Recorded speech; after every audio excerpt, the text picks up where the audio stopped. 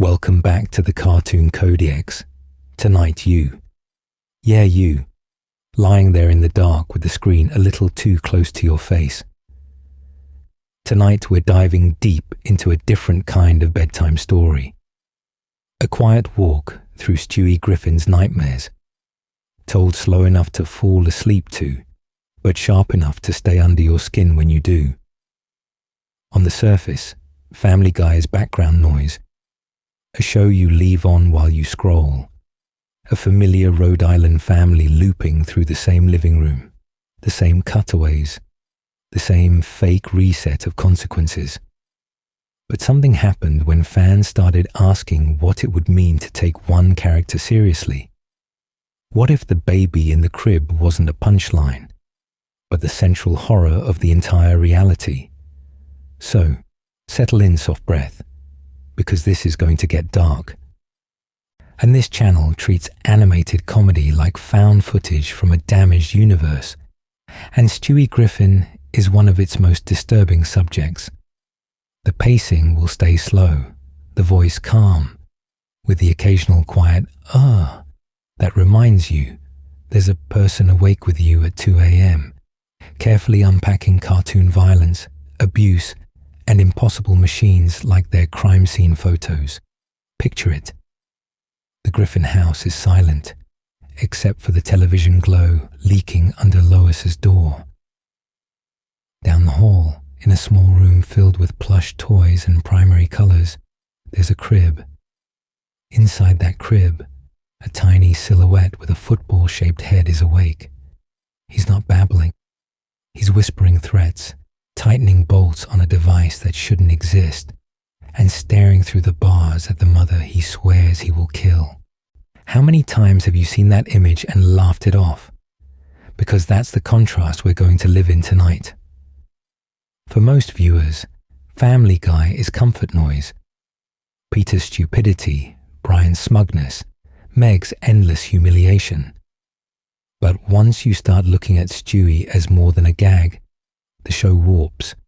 You're watching a baby design weapons of mass destruction, rewrite time, clone himself, and erase entire futures, all before his next diaper change. Does that still feel like harmless satire? What you're about to hear is a guided descent into that contradiction.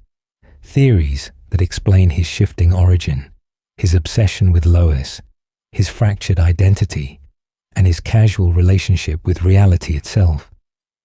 We'll talk about timelines where he actually kills her, universes where he destroys the world and walks away, Hakan episodes that play like psychological horror disguised as network comedy. By the end of this video, you may not be able to see Stewie the same way again, even if you drift off halfway through and finish it tomorrow.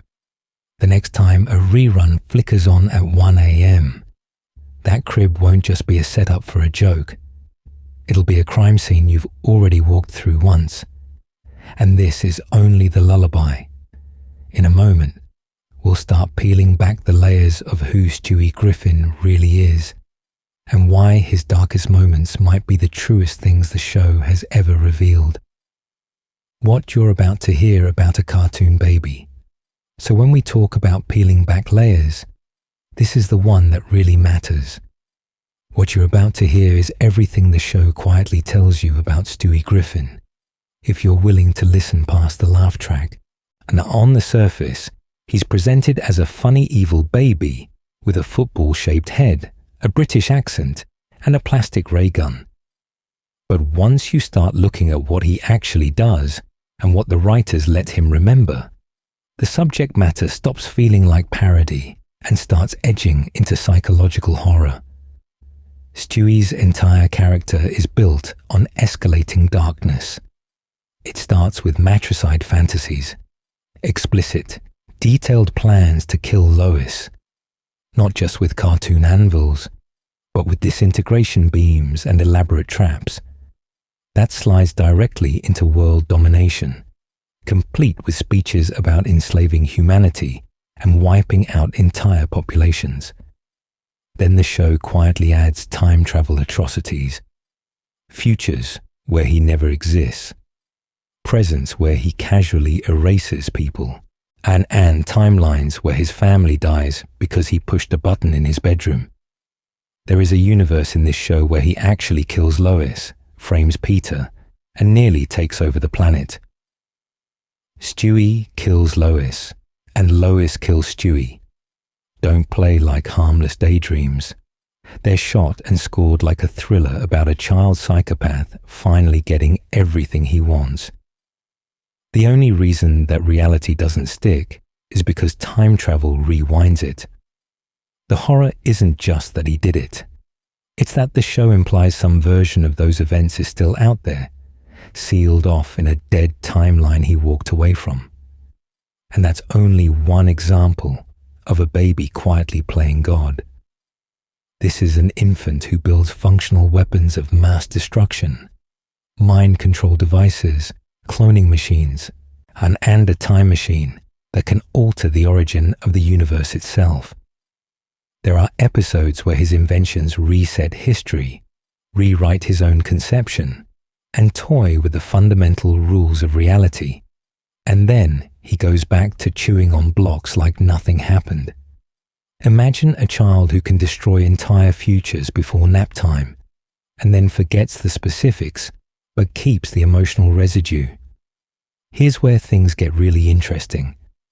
If you track Stewie across seasons, the show starts reframing him from a one-note villain into a fractured identity. His gender expression shifts, his sexuality is questioned, his bravado cracks in therapy, and we see hints of attachment trauma and abandonment issues under all the violence. There's a session where he almost admits what he really is, circling around the idea that his persona is a mask, built to survive a family and a reality that feel fundamentally unsafe. This video is not just going to say, "Isn't Stewie crazy?" and move on. We're diving deep into his lore, his psychology, and the terrifying implications of his inventions using specific episodes, continuity glitches, and fan theories to explain how a gag character became a case study in infant psychopathy and reality warping horror. So, settle in, because this is going to get dark, and the next step is to follow Stewie into the timelines the show hopes you'll forget.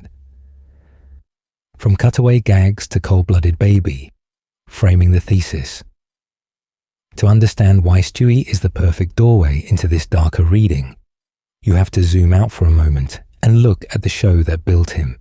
Family Guy premiered in 1999 as Fox's edgier answer to The Simpsons, a late-night cartoon about a dysfunctional Rhode Island family, cutaway gags, and topical jokes. On the surface, it was just another animated sitcom about a dumb dad, an exhausted mum, and the chaos orbiting them. Then it died, cancelled in 2002, buried in a late-night slot, and quietly handed over to reruns and DVDs. But something happened in that grave. Through Adult Swim marathons and obsessive rewatching, the show developed a cult following so intense that Fox revived it in 2005. When it came back, though, the tone had hardened. The violence was sharper, the abuse more explicit, the subject matter colder, as if the show had looked at its own cancellation and decided empathy was a liability. You already know the basic archetypes you're supposed to accept. Peter, the idiot father, destructive and impulsive. Lois, the stressed mother, barely holding the family together. Meg, the scapegoat, a lightning rod for mockery and humiliation. Chris, the dim son, harmless and out of his depth. Brian, the talking dog who pretends to be the voice of reason while drinking, lying, and moralizing. And Stewie, the evil baby, a one-note gag about a tiny British supervillain with a football-shaped head. But once you start looking at them, those labels stop working. In the early seasons, the show balanced crude jokes with strange moments of heart. Peter might do something monstrous, then genuinely apologize. Meg might be mocked, but the narrative occasionally sided with her. Even Stewie's threats of matricide and world domination felt theatrical, and like a parody of Bond villains, rather than a serious exploration of infant violence. There was still a recognizable emotional reality under the slapstick. Compare that to later episodes, where cruelty, nihilism, and shock value often drown out any vulnerability. Meg becomes a punching bag for sustained psychological abuse. Peter's violence escalates into graphic, lingering set pieces. Brian reveals himself as a hypocrite who uses reason to justify his own selfishness. The cutaways grow stranger, more disconnected from consequence. The show's universe begins to feel hostile, almost predatory, toward its own characters. So what changed? Here's where things get really interesting. Stewie is the clearest lens to watch that transformation, and he quietly mutates from a cartoon supervillain joke into something genuinely disturbing. A child whose intelligence, trauma, and possible control over reality turn the whole show into a horror story wearing a laugh track. What you're about to hear is an argument that Stewie's shifting personality, his inventions, and his relationship to time are not just gags, but evidence of a darker continuity the show never openly admits. So settle in, because we're diving deep into 3 overlapping layers at once. A canon recap of Stewie's major episodes, a psychological reading of his behavior as abuse victim and abuser, and a set of fan theories that treat continuity errors and meta-jokes as clues. By weaving these together into one long, slow-burning narrative, we'll question what's actually real in Quahog, and whether Stewie is just living in that reality, or quietly rewriting it when nobody's looking. The baby, the show, and the reset button. Building the lore base. To understand why Stewie's story feels like a nightmare, you first have to understand the kind of dream Family Guy is pretending to be. On the surface, it sells itself as a simple animated sitcom. A Rhode Island family, episodic adventures, everything back to normal by the end. You watch an explosion, a death, a humiliation, and then next week, the living room looks exactly the same. From the very beginning, the show built that feeling using a specific format. Each episode is mostly self-contained, stitched together with cutaway gags that jump to completely different scenes, genres, and even art styles. Peter mentions something. On the screen, hard cuts to a surreal mini-sketch, and then snaps back like nothing happened. No one remembers the cutaway. No one talks about it later. Reality bends for 30 seconds, then politely resets. That reset button doesn't just apply to jokes. It applies to violence, death, and abuse. Characters are shot, crushed, dismembered, blown up. And yet the next episode erases the damage as if the universe has a built-in save file. The giant chicken fights level entire city blocks. Cleveland falls out of his bathtub. Meg is subjected to escalating torment that would destroy a real person. And still, the Griffin house stands. The family gathers on the couch, and the credits roll like a ritual.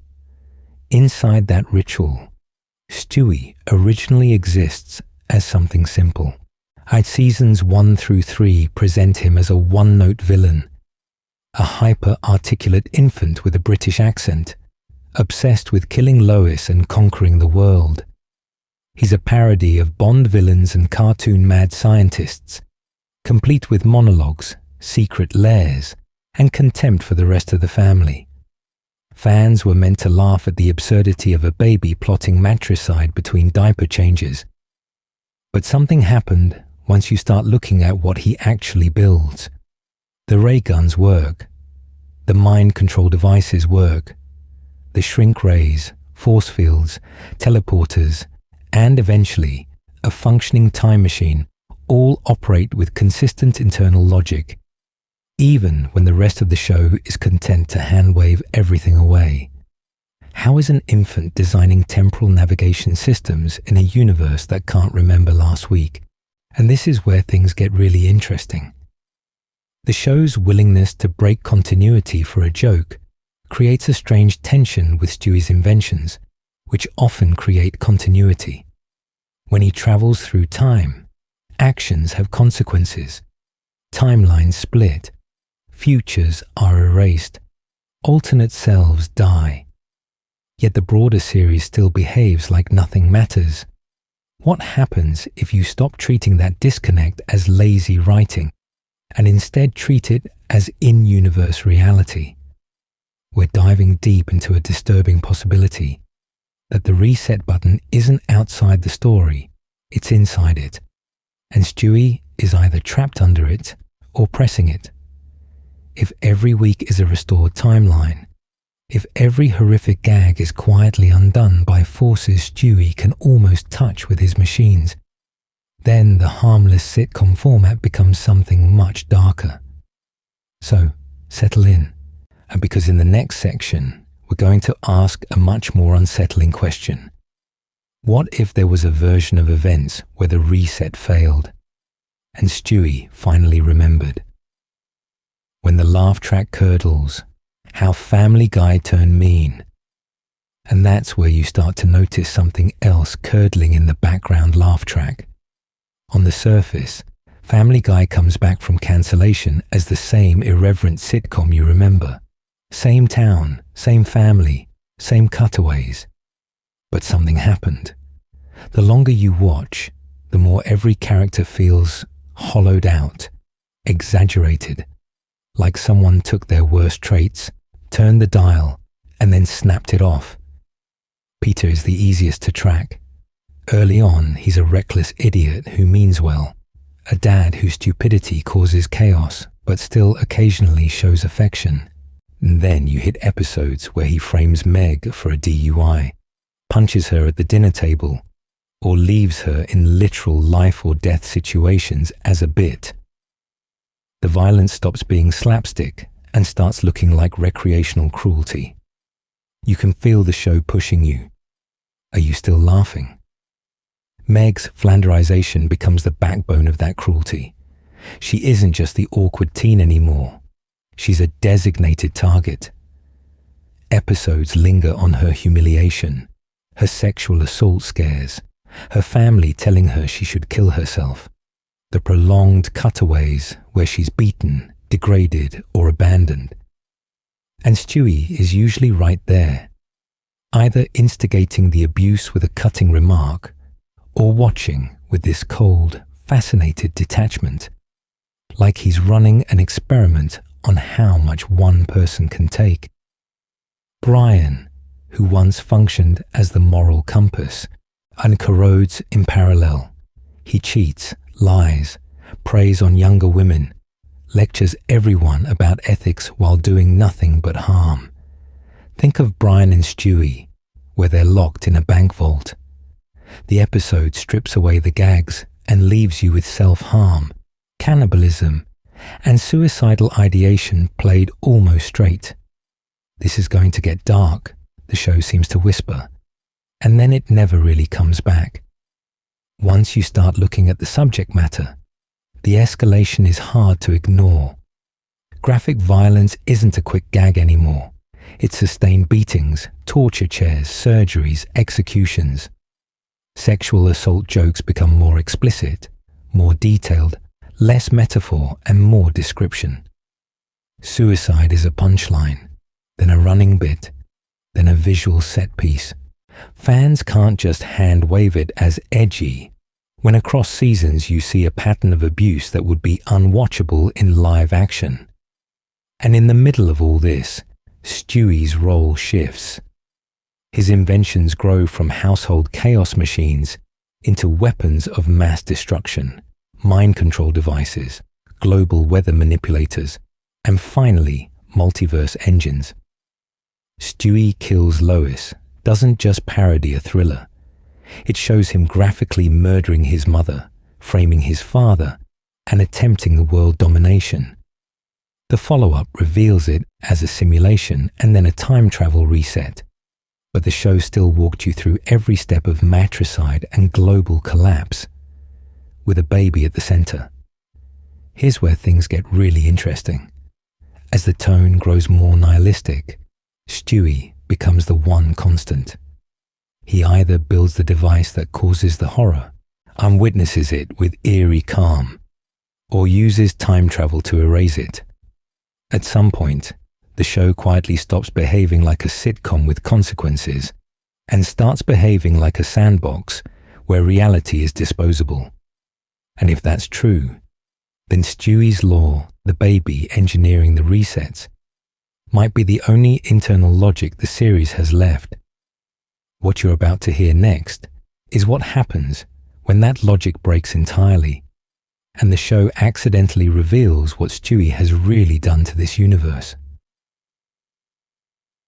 When sitcom rules stop working, the internal logic breakdown.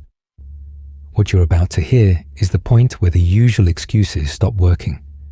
You can't just say, it's a cartoon, and go to sleep after what this show actually puts on screen.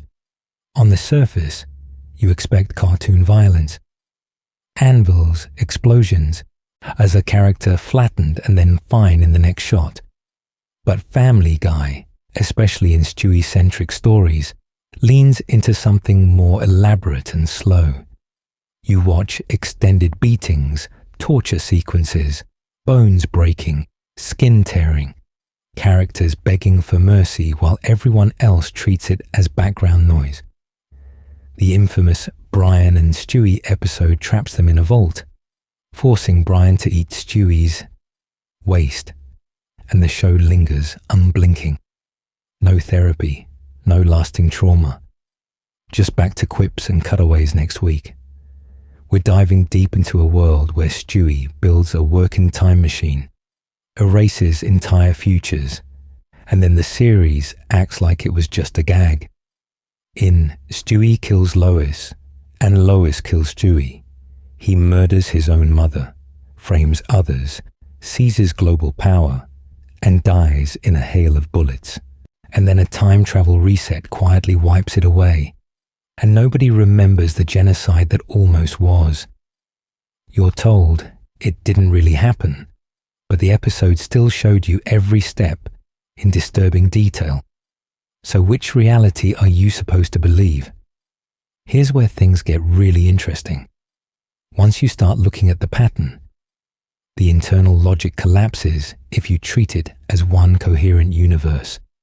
Stewie travels to alternate timelines where characters die and stay dead, where the Griffin family never existed, where Brian is gone for good.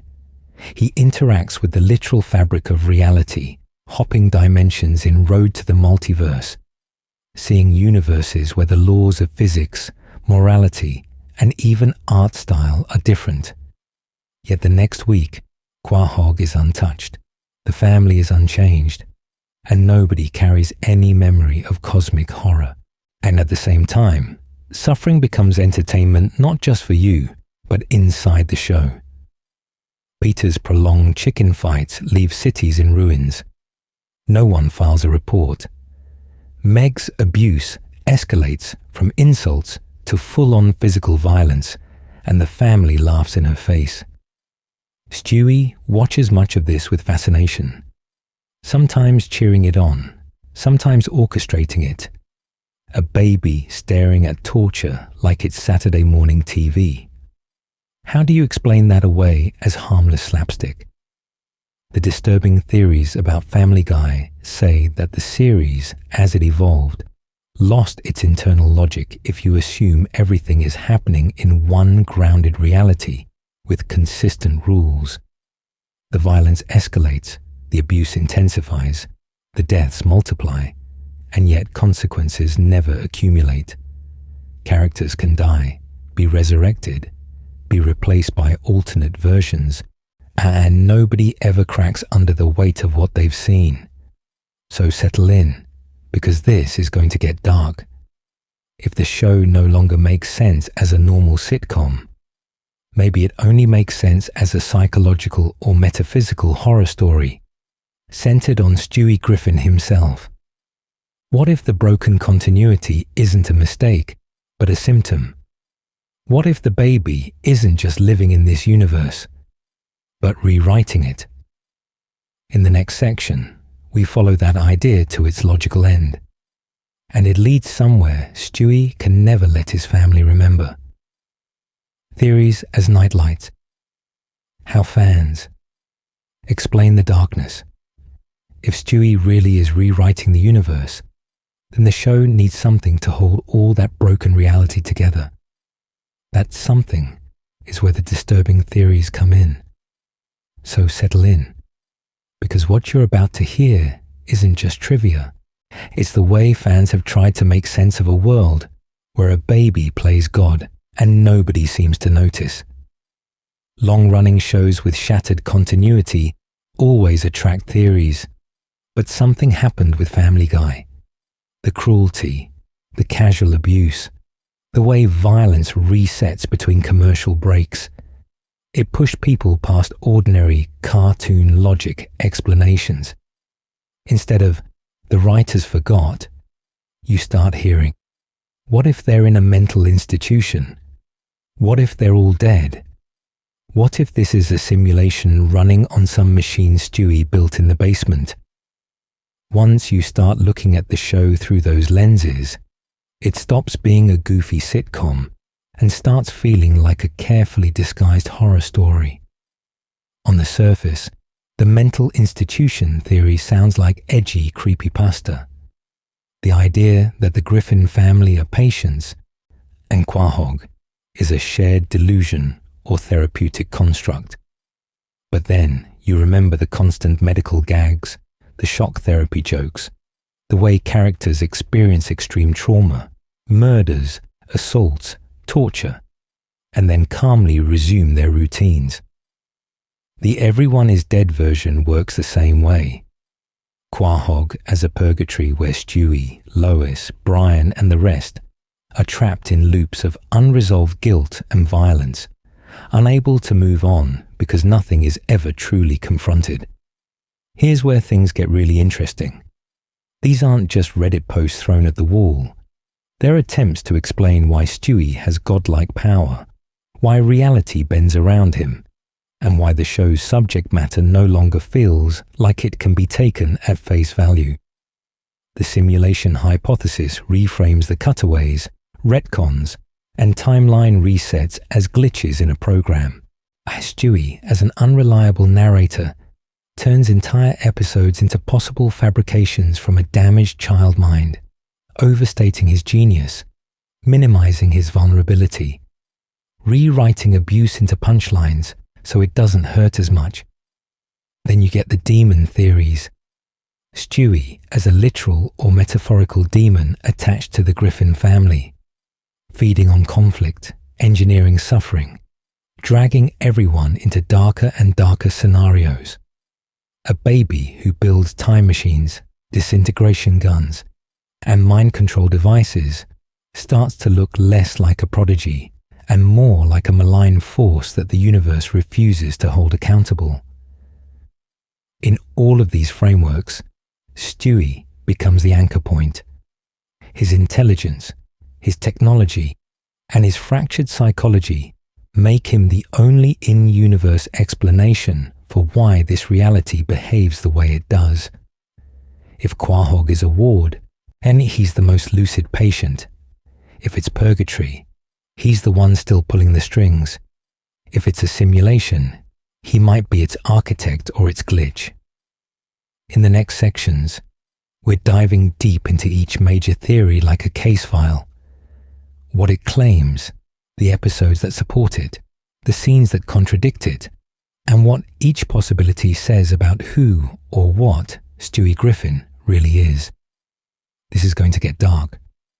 Why does a baby remember the apocalypse? The question cascade, so settle in. Because before we can file those theories neatly, we have to admit something unsettling.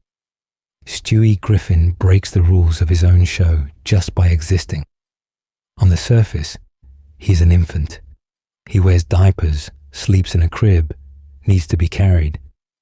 Yet this same baby designs functional railguns, mind control helmets, cloning vats, a kind of time machine that can rewrite global history in under 22 minutes.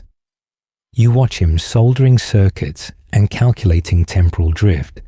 And then, in the very next scene, Lois is cooing at him like he just discovered his toes. How does a family live with a nuclear-level intellect in the nursery and still argue about who's doing the dishes? Why can Stewie assemble a working time pad before he can legally drink juice without a lid? While Peter, Lois, Chris and Meg mostly treat him as background noise. Is this just a running gag? Or a clue that they literally don't perceive what you're seeing on screen? Once you start looking at the contrast between his inventions and their reactions, it feels less like comedy and more like two overlapping realities sharing the same house. Then it gets darker. Stewie doesn't just time travel, he remembers. He lives through Stewie kills Lois, and Lois kills Stewie. A full timeline where he murders his mother, seizes global power, and watches everything spiral into violence and paranoia. That entire branch of reality is erased, but fragments leak through. Later episodes show him flinching at certain phrases, referencing things he dreamed, showing guilt he shouldn't logically have. How does a baby experience the apocalypse and then go back to teething? Unless those erased worlds still exist in his mind. And it's not just him. Think about the giant chicken fights that level city blocks, Brian's death under the car and his neat resurrection through time travel, the effortless universe hopping in Road to the Multiverse. Buildings collapse, people die, physics breaks, and Quahog snaps back like nothing happened. What you're about to hear is simple. That's not stable continuity. That's a reality flickering between outcomes, with Stewie as the only consistent witness. But something happened to his personality along the way. Early Stewie is a pure, theatrical villain. Matricide, world domination, elaborate torture. Later, he's anxious, lonely, questioning his gender and sexuality, crying in therapy, clinging to Brian. Is that just bad, inconsistent writing? Or are we watching a mind damaged by too many timelines, too many erased lives, too much godlike power in a brain that's still developing? Here's where things get really interesting. The simplest explanation might be that none of this is real in the way you assume. Either Stewie is perceiving a distorted version of reality, seeing multiverses, deaths, and then resets no one else can, or he's actively shaping it, rewriting events, and then repressing what he's done. If that's true, then the next question isn't, how smart is Stewie? It's, how much of Family Guy exists only inside his broken, terrified head? And if that's the case, what does that make you watching it? Case File 1. The asylum behind the Griffin living room. If Stewie's mind is the filter, then maybe Quahog isn't a place at all. Maybe it's a ward. So settle in, because we're diving deep into one of the darkest theories fans use to explain the show's broken reality. The idea that the Griffins are not living in a real Rhode Island suburb, but inside a mental institution, a controlled environment, or a shared delusion built to contain people who can't survive ordinary life. On the surface, it looks like any animated sitcom town. But once you start looking at how it behaves, it feels more like a set. Think about it. The family's violence escalates constantly, yet there are almost no lasting consequences. Peter crashes cars, assaults neighbors, survives impossible injuries. Meg endures relentless emotional and physical abuse that would trigger investigations, social workers, something. Side characters like Mort, Cleveland, or Gillian drift in and out of existence, sometimes rewritten, sometimes forgotten. That isn't how a town behaves. That's how background NPCs behave in a constructed environment, or how other patients might appear and vanish as treatment changes. In this theory, the Griffin house is the central stage of an institution, and the living room is the common room. The cutaways, and with their abrupt shifts in tone, feel like intrusive thoughts or therapy prompts. The lack of continuity becomes a feature, not a flaw. Memories are being edited, medications adjusted, narratives restarted, and right in the middle of it all is Stewie, a baby who talks like an adult, builds death rays, and casually discusses genocide. Here's where things get really interesting. If you strip away the sci-fi gloss, Stewie's hyper-intelligence and technology start to look less like literal gadgets and more like metaphors for psychiatric control.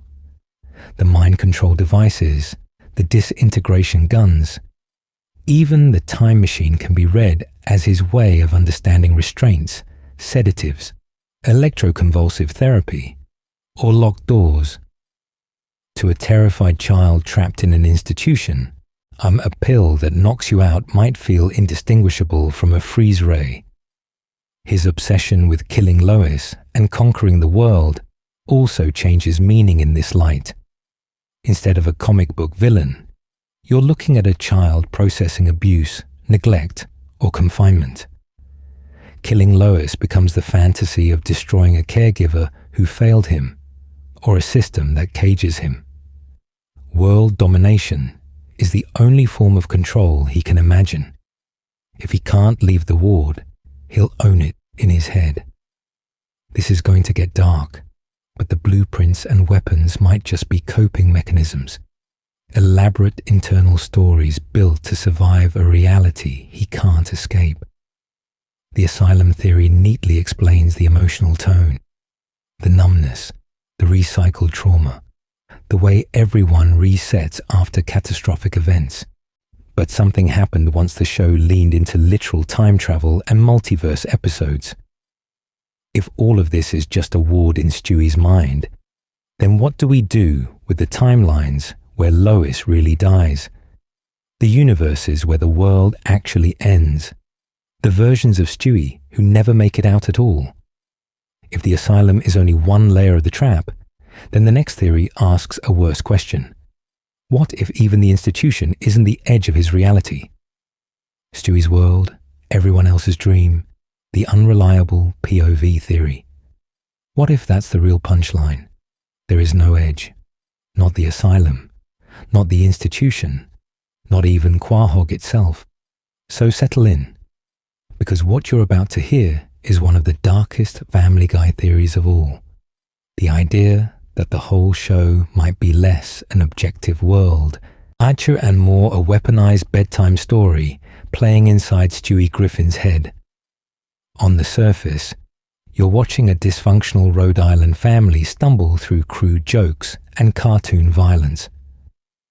But something happened once fans started asking why reality bends so easily around this one infant.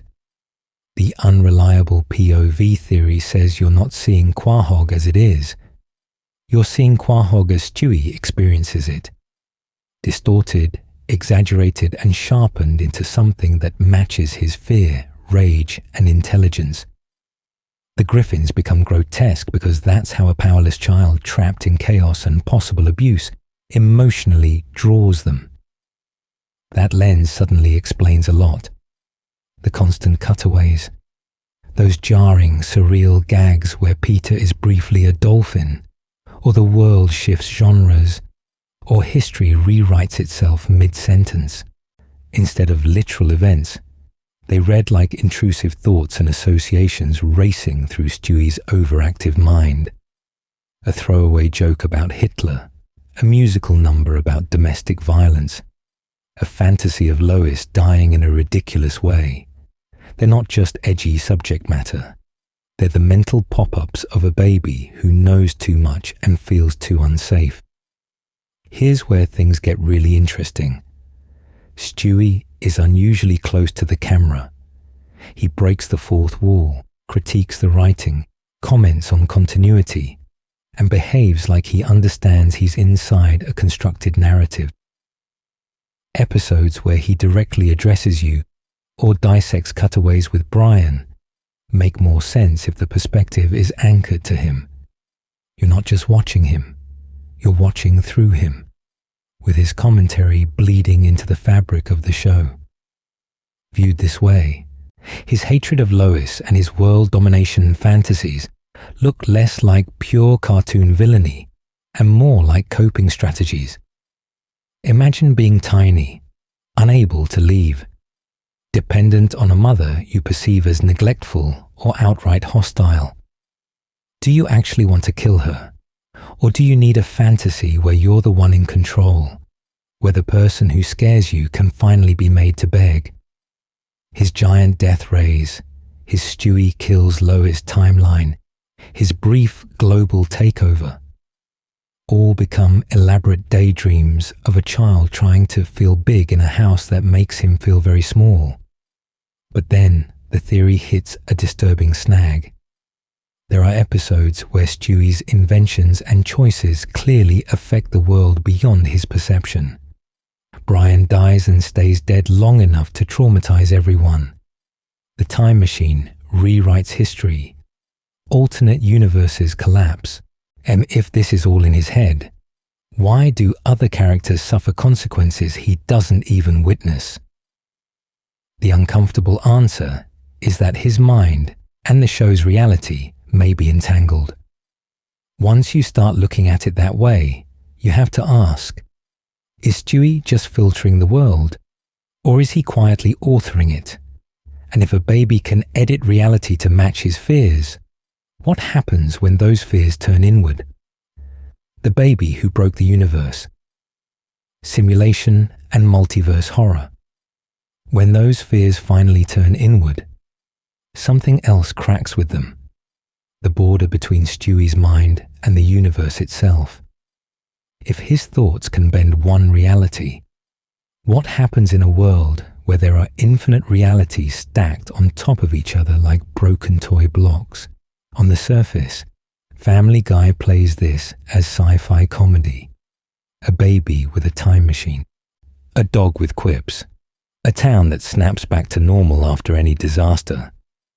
But once you start looking at episodes like Road to the Multiverse and The Big Bang Theory, a darker picture forms. It isn't just that Stewie travels through the multiverse. It's that he navigates it like code he's already read, as if Quahog is running inside a simulation, and he's one of the only entities capable of accessing the settings menu. In Road to the Multiverse, Stewie and Brian hop between universes with a handheld device, sliding through anime worlds, Disney worlds, post-apocalyptic futures.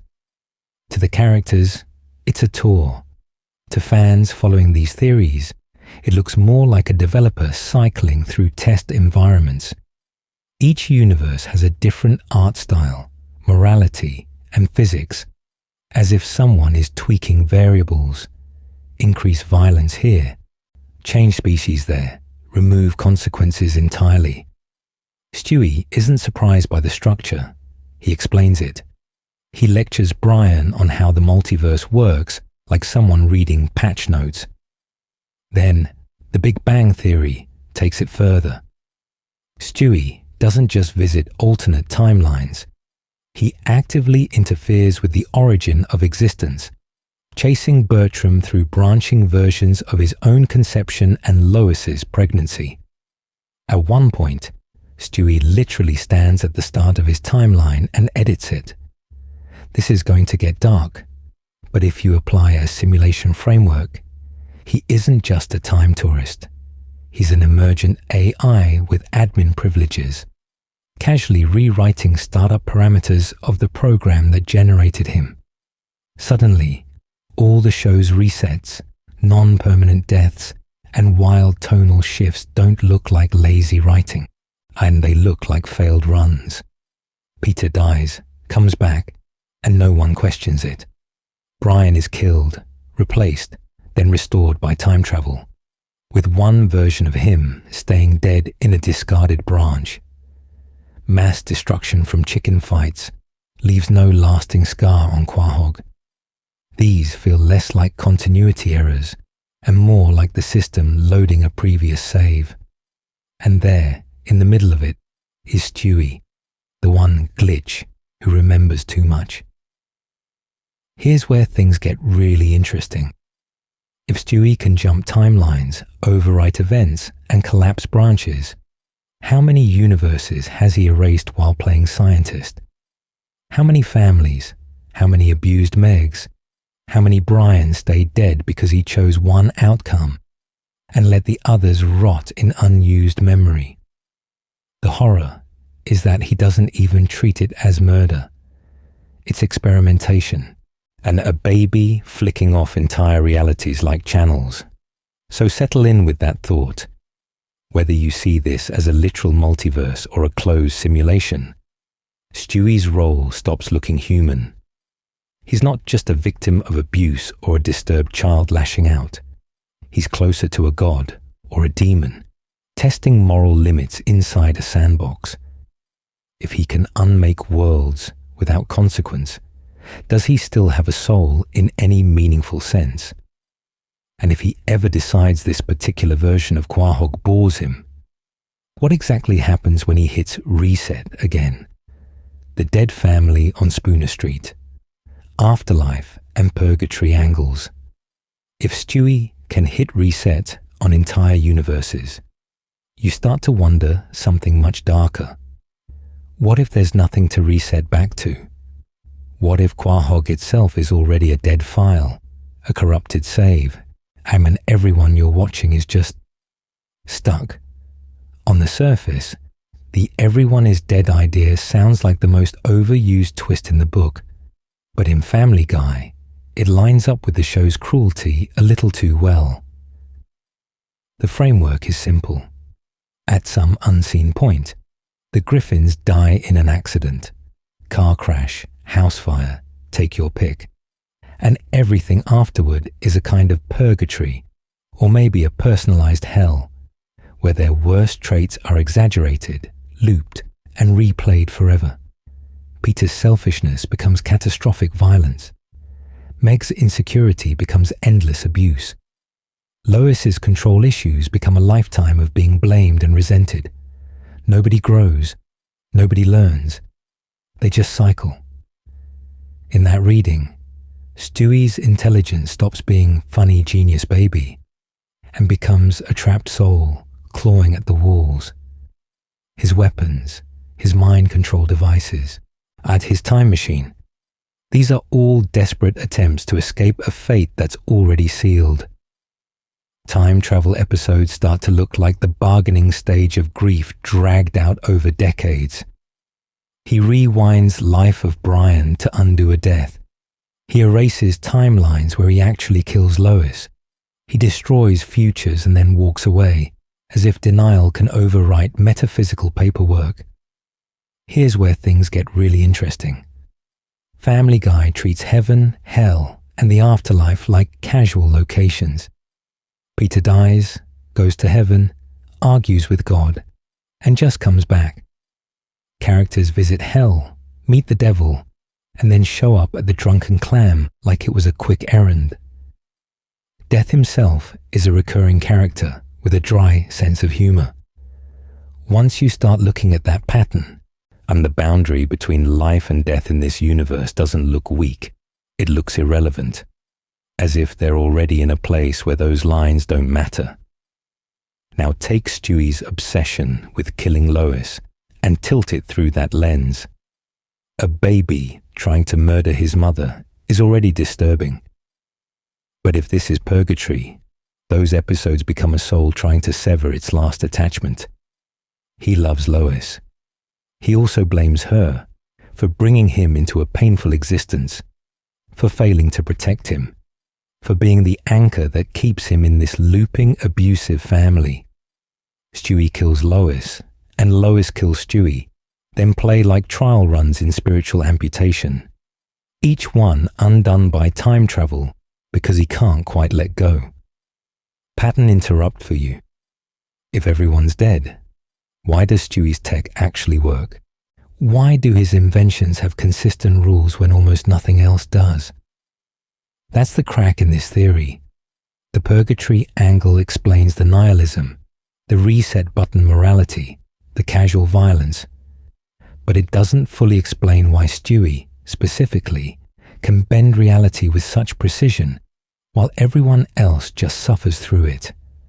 That gap is where darker, more targeted explanations start to form, and where Stewie stops being just another damned soul and becomes the experiment at the center of something even worse.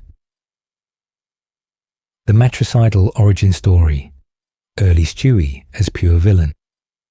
That experiment at the center of something even worse doesn't start as a tragic figure.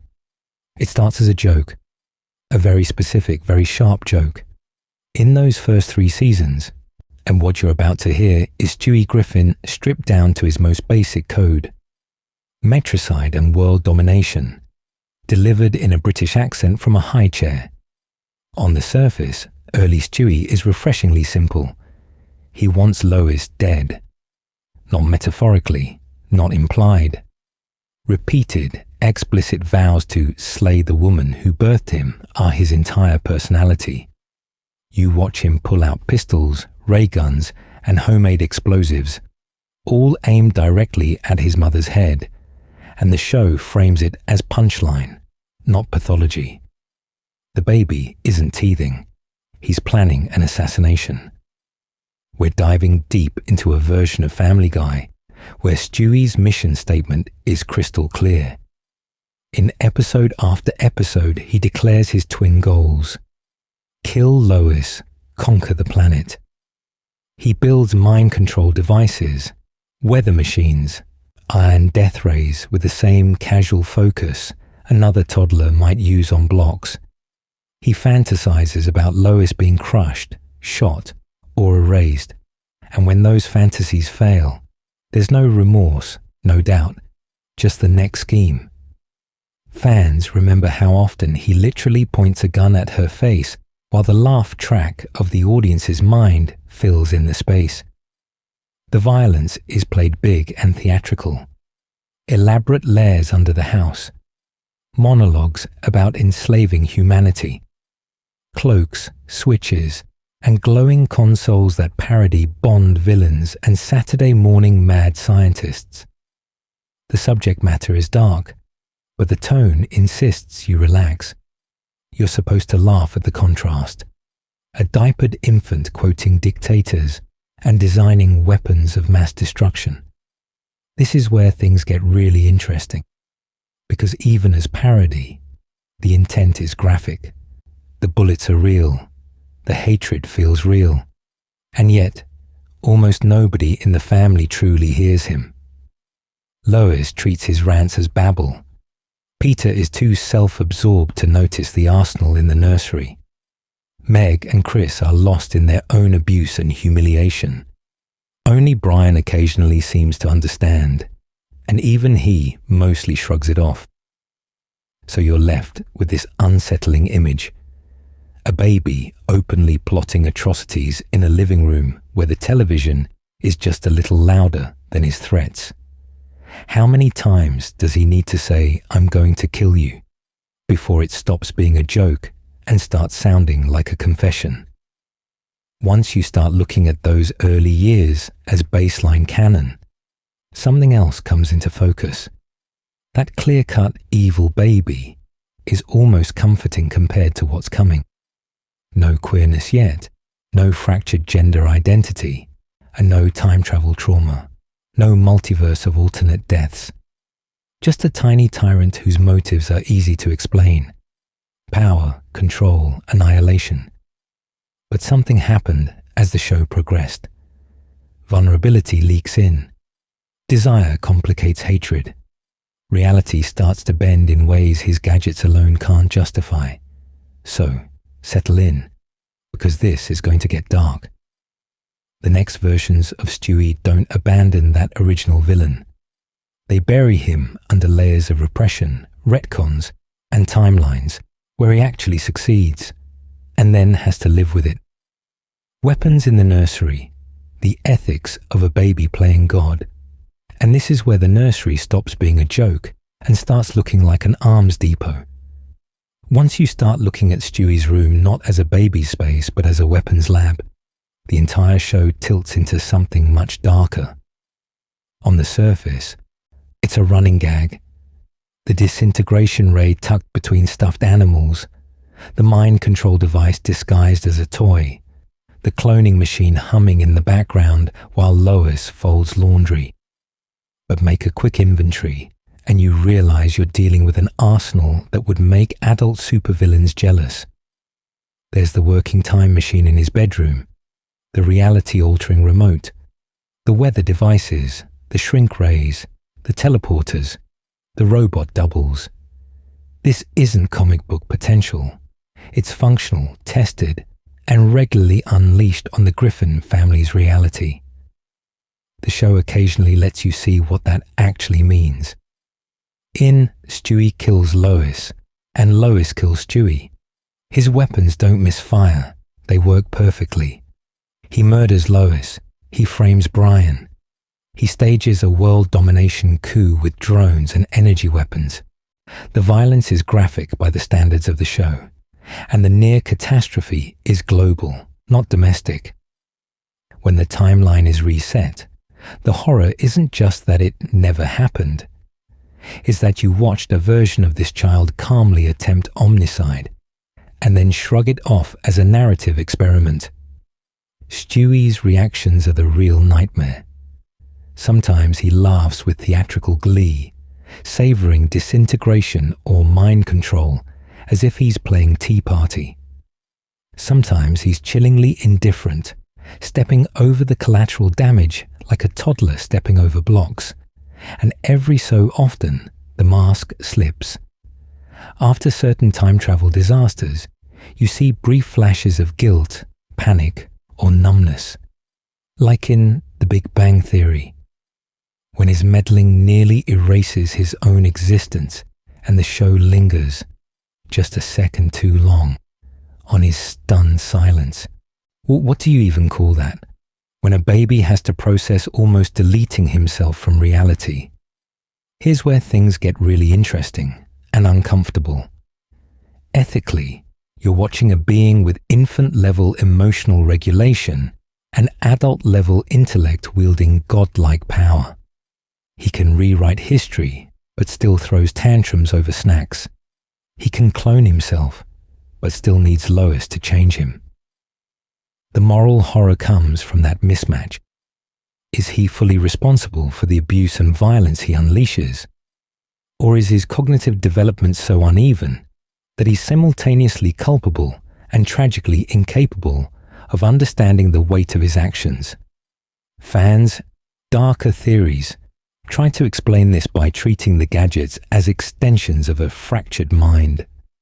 The disintegration ray becomes a fantasy of erasing problems. The mind control device becomes a literalization of a child's wish that adults would just obey. The cloning machine is a way to split off unwanted parts of himself.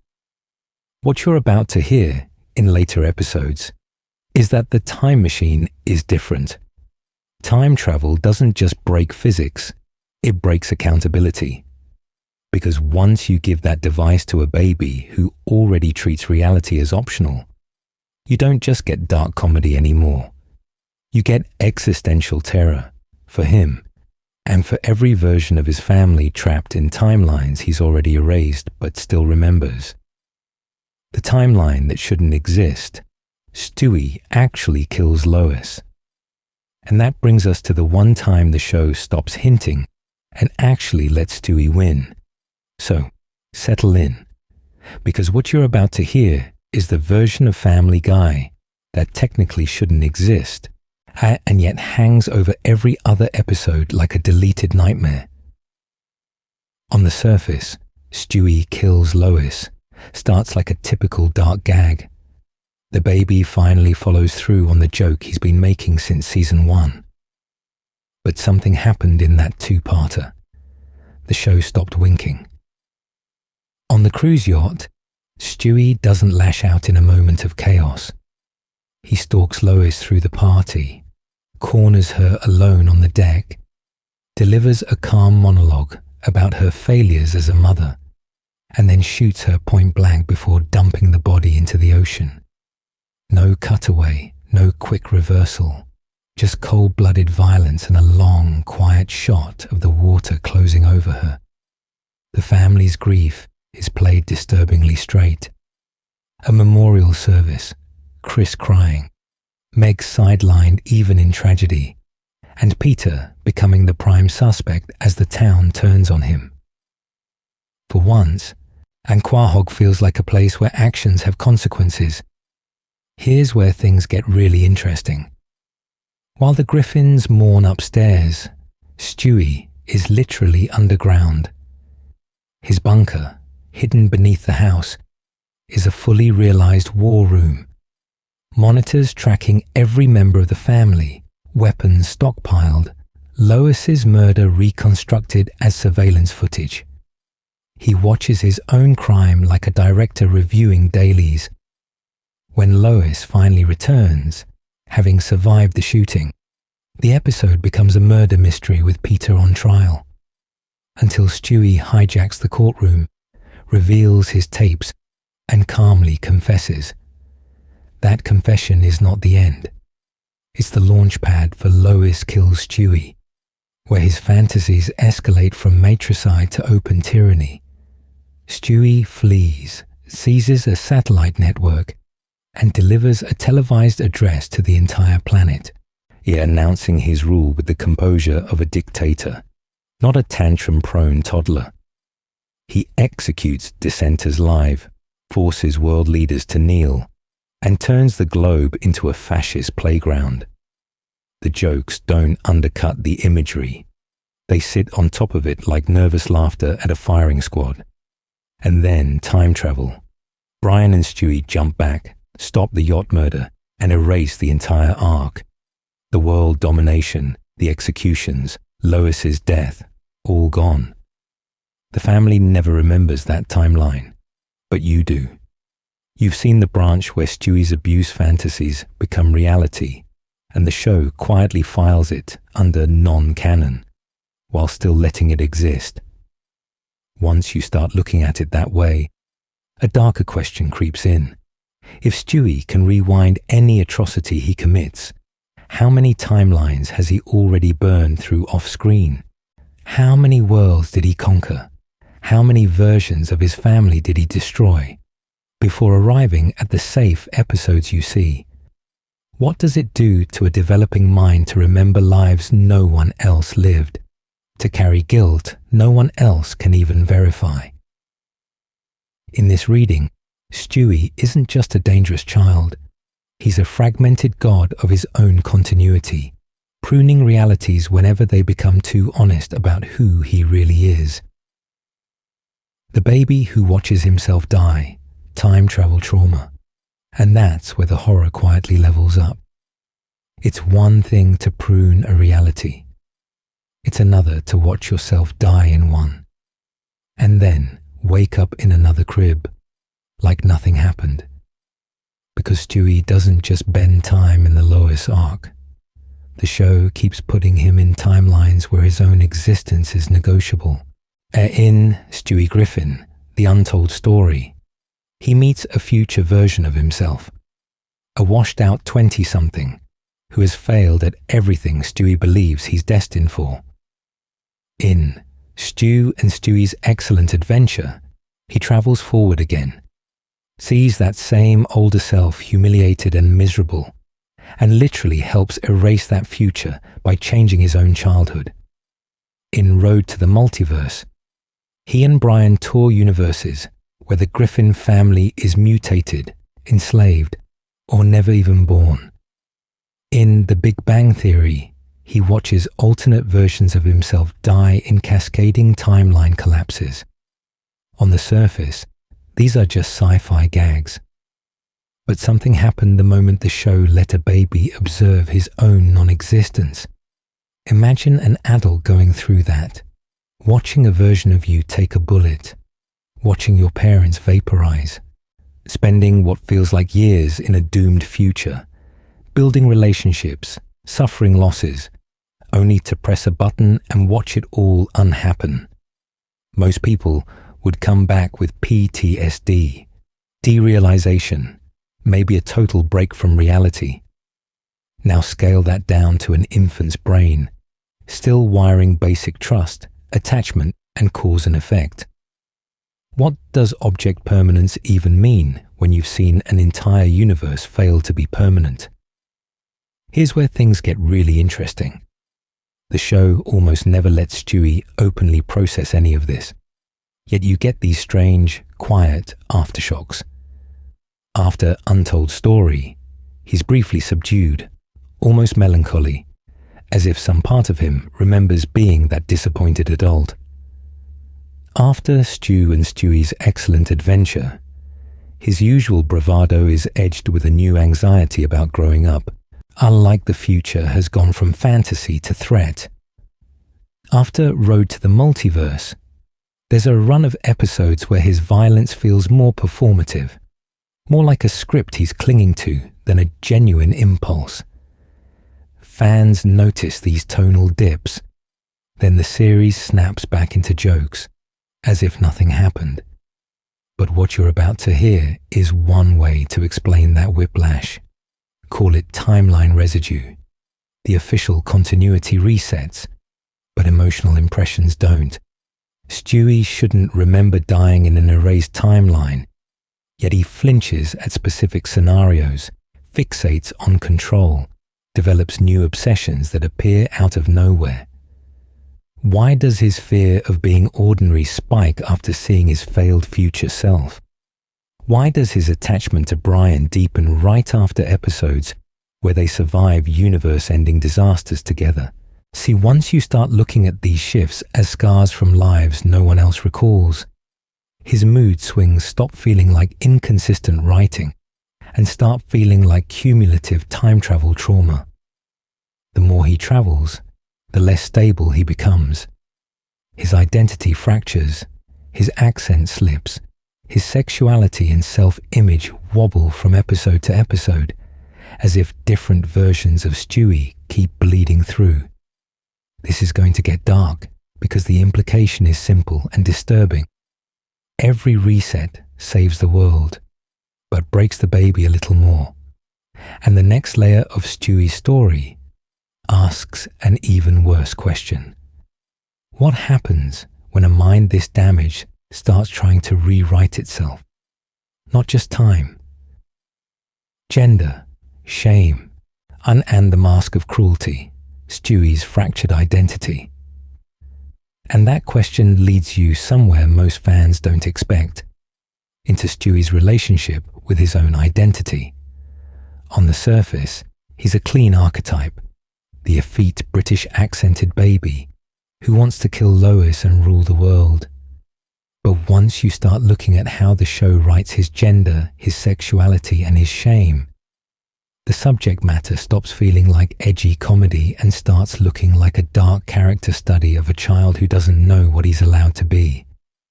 The show keeps dropping clues. In Chick Cancer, Stewie stages an over-the-top relationship with Olivia, playing melodramatic husband, then bitter ex. Like a parody of straight adulthood, he's trying on rather than inhabiting. In Brian Sings and Swings, he joyfully slips into musical theatre camp aesthetics with zero discomfort, while Brian and the family react like it's just another quirk. Then you get Boys Do Cry and Go, Stewie Go, where he literally cross-dresses and passes as a girl, and the episode quietly admits he's good at it. Is it a joke? Yes. But something happened over time. The jokes stopped fully cancelling out the sincerity. Criss Cross has him confessing a crush on Brian. Send in Stewie, please. Traps him in a therapist's office, where the mask almost breaks as he hints at attraction, confusion, and a deep fear of being seen. What you're about to hear isn't just about queerness being used as a punchline. It's about a child who intuits that any deviation from rigid masculinity is dangerous, and so he armors himself in cruelty. And the violence, the world domination speeches, the gun in the playpen, they start to look like drag, a costume of hyper-masculine power he puts on because he feels fundamentally unsafe. Psychologically, it tracks disturbingly well. Kids who sense they're different in environments soaked with casual homophobia and gender panic often develop what therapists call defensive aggression. You attack first, so no one gets close enough to name what you're afraid of. Stewie's obsession with dominance over Lois, over Brian, over the entire planet, can be read as overcompensation for feeling powerless, feminized, or unaccepted. Internalized homophobia doesn't just mean hating gay people. It means hating the parts of yourself that might be. Here's where things get really interesting. Whenever the show lets his villain persona slip, you see the terrified child underneath. In Stewie Loves Lois, he becomes clingy and affectionate when she finally treats him well, then panics and reverts to hatred the moment that warmth feels unstable. In quieter scenes with Brian, late-night talks, panicked confessions during time travel disasters, he shows genuine fear of abandonment, of dying, of being forgotten. The mask of cruelty always snaps back on, but you've already seen what's underneath. Now combine that fractured identity with time travel and weapons. A baby whose sense of self keeps shifting is also a baby whose moral compass keeps rebooting. One timeline, Stewie is a closeted, self-loathing tyrant. Another, he's a vulnerable kid trying to connect. Another, he's a full genocidal maniac who actually kills Lois and destroys the world. Which version has his finger on the button tonight? And if the next section is right, what happens when the universe itself starts answering him back? The therapy session from hell. Send in Stewie, please. If the universe can answer Stewie back, then you have to ask, what happens when it finally talks to him in a quiet room, with no cutaways, no laugh track, and no one else to blame? That's what you're really watching in Send in Stewie, please. Not a comedy episode, but a one-act horror play disguised as therapy. On the surface, it looks simple. Stewie is sent to a school therapist after humiliating another child, and the show traps him in that office for almost the entire runtime. No Peter, no Brian, no cutaway gags to dilute the subject matter. Just Stewie and Dr. Pritchfield, 4 walls, and a clock that feels like it's ticking down to something you're not prepared to see. For once, the show forces him to talk about himself instead of deflecting with violence or inventions. What you're about to hear in that office is everything the series usually buries under jokes. Stewie admits he's lonely, that his entire persona, the accent, the references, the theatrical cruelty, is a costume he built because being a regular baby in this family felt worse. He hints at early childhood experiences he can't fully name, moments of neglect and emotional abuse that fans have been trying to explain for years. Why does a 1-year-old need a mask that elaborate? Why does he sound like an old British man instead of a Rhode Island toddler? Because the real Stewie is something he's terrified to let anyone see. Here's where things get really interesting. Even in this supposedly safe space, he can't stop testing boundaries. He insults, flatters, and probes the therapist, analyzing his marriage, his sexuality, his own buried shame with surgical precision. Stewie is both patient and interrogator, watching how far he can push before the adult breaks. And when Pritchfield finally does push back, when he gets close to Stewie's core wounds, Stewie pivots from confession to control. He doesn't just walk out of therapy. He engineers the man's death by outing his secret relationship, triggering the chain of events that leads to a fatal car crash. A moment that could have been healing becomes another quiet act of violence. We're diving deep into self-awareness here. Stewie knows he's performing a role. He knows he's broken, and he explicitly acknowledges that he edits himself for every audience, that even his tears are rehearsed, and then he chooses to keep the mask. That's the darkest part. Not that he's damaged, but that he understands his own damage and decides weaponizing it is safer than recovering. Once you start looking at this bottle episode as the real Stewie, the more fantastical adventures stop feeling harmless. If he can psychologically dismantle and indirectly kill a man in a grounded, almost realistic setting, what do his time machines, murder plots, and erased timelines represent? What if those aren't just sci-fi gags, but metaphors for a child who keeps destroying realities, relationships, and futures any time someone gets too close to the truth? And if that's right, the next layer of his story doesn't just get dark, it goes cosmic. Meg as the punching bag in Stewie's cosmos. If Stewie is the one tearing holes in reality, Meg is the one those holes keep swallowing. She doesn't build machines. She doesn't bend time. She doesn't rewrite history. She just absorbs it, all of it.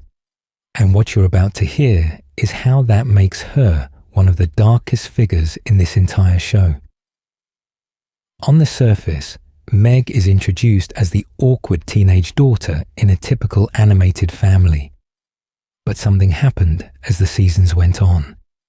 The awkwardness hardens into a running gag, then into a ritual.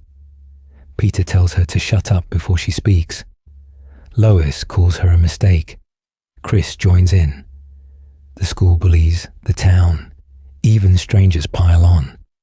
The insults escalate into physical abuse, into food being thrown, into doors slammed in her face, into entire episodes that exist just to humiliate her.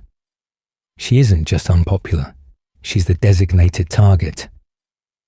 Stewie slots into this system almost effortlessly. He mocks her looks, her voice, her loneliness, often with a precision that tells you he studied her pain. There are fleeting moments where he breaks pattern, where he offers a small comfort or a rare compliment, and you feel the show flicker, as if another reality is trying to break through. But then he snaps back, weaponizing what he's learned. He uses her crushes as ammunition. He exploits her desperation for acceptance. For Stewie, Meg's suffering becomes data, a resource he can mine for jokes, leverage, or just background noise while he builds something worse in the basement. Once you start looking at this dynamic, and it feels less like individual cruelty and more like a shared pathology. The family's self-hatred, their failures, their repressed guilt, all seem to condense around one person. It's as if Quahog needs a scapegoat to keep functioning. Some theories go even further and suggest we're seeing Meg through a distorted filter, maybe even through Stewie's fractured perception, where one character is flattened into a pure absorber of abuse so everyone else can feel lighter by comparison. Is Meg really this worthless? Or is this how a damaged mind edits her? Here's where things get really interesting. On the rare occasions when Meg snaps, the entire system glitches. In the episode where she finally confronts the family, she lists every act of abuse, every insult, every time they used her as a shield for their own misery. For a few minutes, they're stunned. Lois crumbles. Peter looks genuinely shaken. Meg gains power, and the tone shifts from gag to horror, like someone turned on the lights in a haunted house. Then, almost as quickly, the show resets. She apologizes. The equilibrium returns. The glitch is patched. This is going to get dark, but that reset is the point. In a normal sitcom reality, Meg's breakdown would change the family forever. In Quahog, it's treated like a temporary software error in an abusive program. Her pain is normalized, commodified, and laughed at. And when you filter that through Stewie's cold gaze, a baby genius who studies suffering like a scientist, it stops feeling like comedy and starts feeling like cosmic horror. Because if Meg is the designated sacrifice, what does that say about the universe that keeps demanding her? So settle in. And because Meg's role as the family's punching bag isn't just mean-spirited writing, it's one of the clearest signs that this world runs on horror logic, where abuse is a constant, empathy is a glitch, and anyone can be rewritten to keep the engine running. And the next question you have to ask is, what happens when that engine finally turns on Stewie himself? Brian, the dog who died and came back wrong. And when that engine turns on Stewie, it doesn't just hurt him. It lets him rewrite the rules of life and death. On the surface, Brian's death in Life of Brian looks like one of those big, very special episodes the show occasionally attempts. A quiet street, a tossed-away tennis ball. Brian stepping into the road, turning back toward the family, and then the car hitting him with no cutaway, no gag, just blunt, ugly impact. You watch the Griffins gather around his broken body, and for once, the show lets the silence sit. The hospital scene, the goodbye, the little speech about how "you've given me a wonderful life," all play disturbingly straight. Then the replacement arrives. Vinny moves in, the theme song literally changes, and the family adjusts with unsettling speed. Fans remember how the marketing pushed this as permanent, as if the show was finally willing to let a main character stay dead. For a few episodes, it feels final in a way Family Guy deaths almost never do. And that's exactly what makes what happens next so important. Because Stewie doesn't adjust, he collapses. He smashes his time machine, realizes he can't go back, and has to live in a world where his only real confidant is gone. You see him wandering the mall at Christmas, staring at the time travel toy he'd used earlier, and then, with this eerie calm, he rebuilds the paradox. He meets his past self, hijacks the moment, and yanks Brian out of the timeline seconds before the car hits. In one decision, Stewie doesn't just save a dog. He overwrites an entire branch of reality. Here's where things get really interesting. Outside the show, fans were furious, then relieved, then cynical. Many called it a rating stunt, emotional manipulation dressed up as tragedy, proof that nothing in this subject matter would ever truly matter. But what you're about to hear is the in-universe version. Stewie has now canonically reversed a major death. He has proof that mortality is negotiable, that grief is optional if you're clever enough and cruel enough to the fabric of time. Once you start looking at it that way, Brian's resurrection stops being comforting and starts becoming dark. If Stewie can do this for Brian, what else has he undone without telling anyone? What alternate Megs, alternate Lois deaths, alternate global catastrophes lie in the trash heap of discarded timelines he never mentions? More disturbing, what has he chosen not to undo? You're watching a baby who can erase suffering and doesn't always bother. And there's one more question the show never lets you shake. Is the Brian who comes back actually the same Brian? Or is he a branch version, close enough that no one notices, except maybe Stewie, who stares just a little too long when Brian talks about their memories.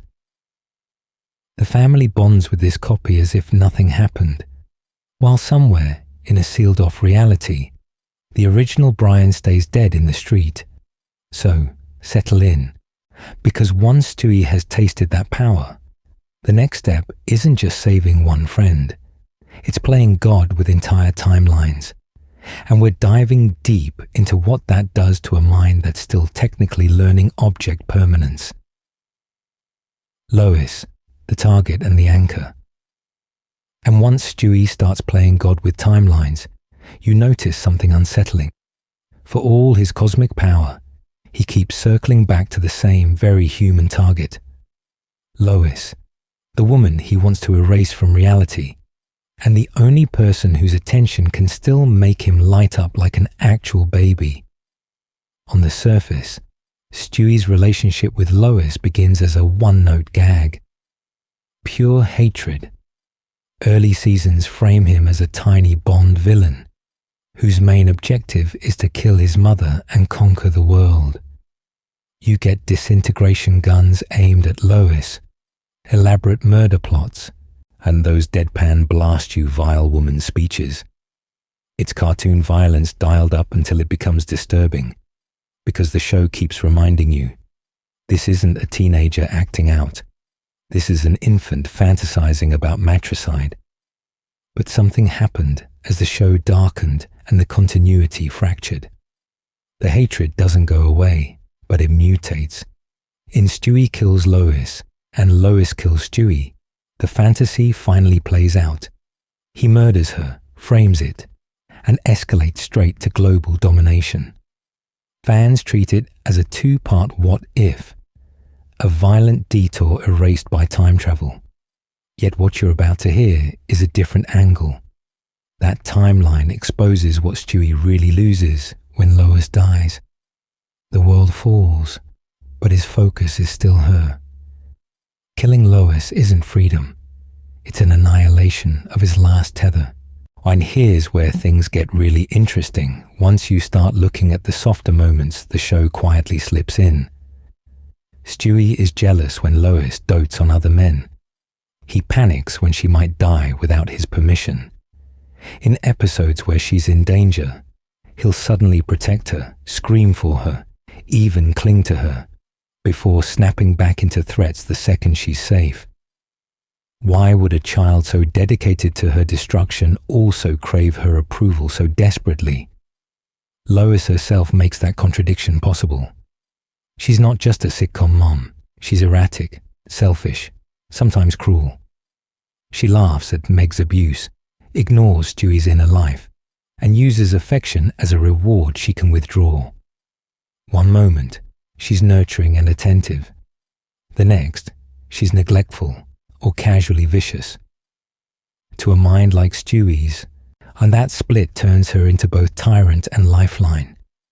Of course he wants to destroy her. Of course he can't let go.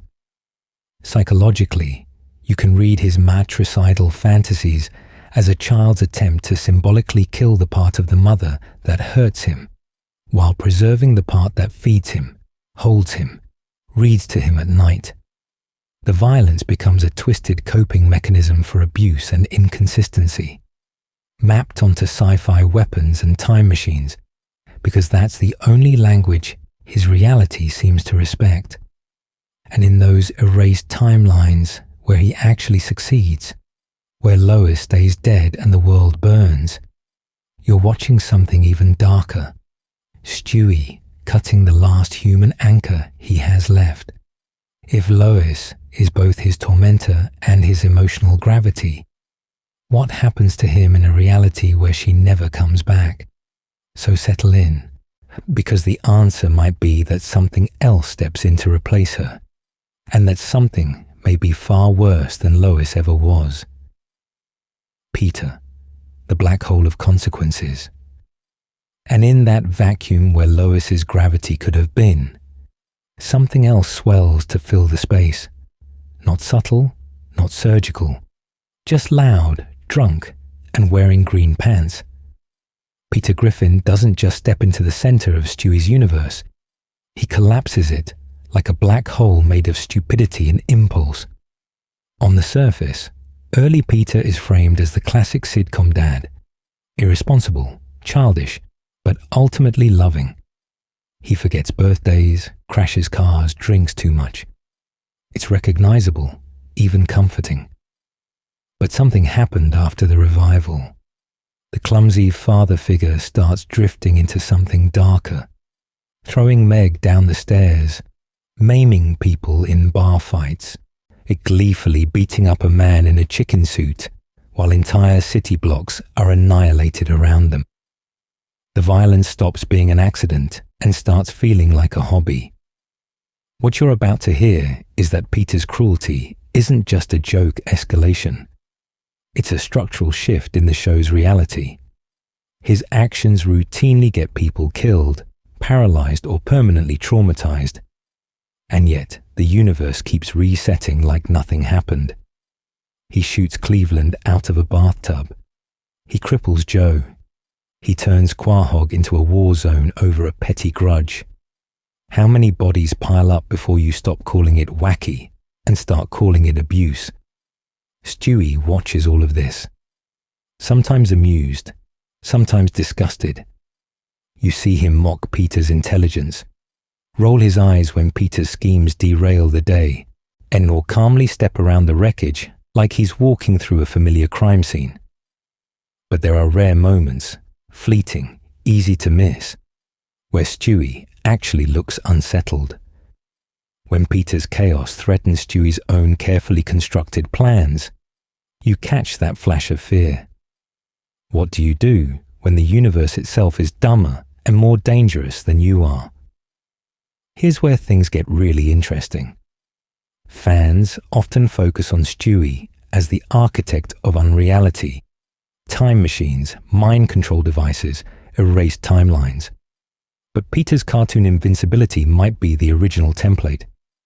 Peter survives explosions, gunshots, full-on war crimes, and wakes up fine the next day.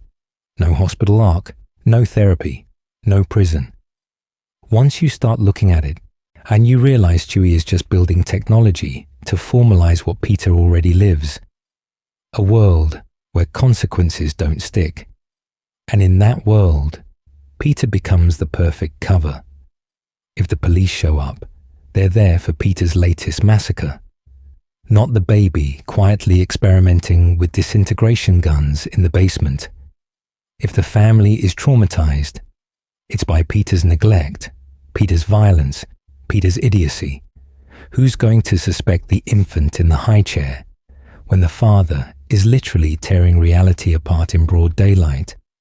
This is going to get dark, because when you combine Peter's brute force reality breaking with Stewie's precise manipulation, you end up with a Quahog where nothing stable can exist for long. Institutions fail, memories warp, death is negotiable. You're not just watching a dysfunctional family anymore, and you're watching a closed system where a man-child and a baby have quietly become co-authors of the universe. And if that's true, the next question is chilling. What happens when they stop accidentally aligning and start working together on purpose? Chris and the echo of a different childhood. And right when you're picturing Peter and Stewie quietly steering the universe off a cliff, the camera cuts to someone else at the table. Chris, smiling, vacant, reaching for more mashed potatoes. On the surface, he's comic relief. The dim, gentle middle child who doesn't understand the joke, the threat, or the weapon on the floor. But once you start looking at him through Stewie's eyes, Chris stops being harmless. He becomes an echo of a different childhood. The same genes, the same house, and the same parents whose abuse swings from neglect to outright violence. And yet Chris drifts through it all like it's weather. Peter punches him, Lois screams at him, the subject matter tilts into outright cruelty, and he just blinks, shrugs, and goes back to drawing or eating. Where Stewie is hyper-aware of every insult and power shift, Chris barely notices that anything is wrong. Which is more disturbing? Think about their interactions. In a Mission Impossible, Stewie literally travels into Peter's body to sabotage a new pregnancy and ends up bonding with future brother Bertram instead of Chris. Chris is the missing middle link there, the child who did arrive and yet never really registered in Stewie's mental map of threats. Later episodes where they actually team up, like when Stewie helps Chris confront the monkey in his closet, I feel strangely tender. For a moment, the violent genius plays therapist to the frightened oaf, and you see a flicker of mutual understanding. Two sons trapped in the same broken reality, processing it in opposite ways. Here's where things get really interesting. If Meg is the family's designated scapegoat, Chris might be the control group. He represents what a normal developmental path looks like in this house. Delayed, numbed, cushioned by denial. He's not building time machines. He's failing math. He's not plotting matricide. He's worrying about a girl at school. By comparison, Stewie's advanced intellect and detailed fantasies of murder and domination look less like a cartoon gag and more like a mutation, a curse that broke through whatever fog protects Chris. Fans use Chris to explain just how unnatural Stewie really is. Does Stewie envy that fog? This is going to get dark, but what you're about to hear tracks with the way he treats Chris. He tests inventions on him, mind control devices, psychological manipulations, little experiments in obedience and humiliation. Is that pure sadism or a twisted jealousy towards someone who doesn't see the horror? Stewie mocks Chris's stupidity, yet the show keeps slipping in beats where he defends him from bullies or comforts him after rejection. Is that brotherly instinct or a scientist guarding his favorite specimen? So settle in with that image. Chris floating above the family's worst violence, Stewie drowning beneath it. One brother protected by ignorance, the other cursed with awareness. Their scenes together quietly underline how isolated Stewie really is. No one else perceives the full scale of the abuse, the broken logic, the collapsing continuity. Chris can survive this universe by not understanding it. Stewie understands it too well to ever be okay. And if Chris is the path not taken, the next question's chilling. What happens when Stewie stops looking at him as a test subject and starts seeing him as raw material? When the writers blink, meta explanations for Stewie's darkness. And then, just when Stewie is about to turn Chris into raw material, you have to pull back and remember something uncomfortable. None of this exists without a writer's room. The horror you've been tracing through this family isn't just psychological. It's industrial. It's scheduled for 8 p.m.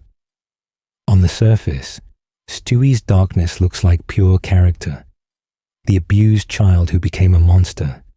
But something happened behind the scenes that's just as important. A cancelled show came back from the dead. The culture around it shifted, and the people in charge learned a blunt lesson. The more disturbing Stewie was, the more attention he got.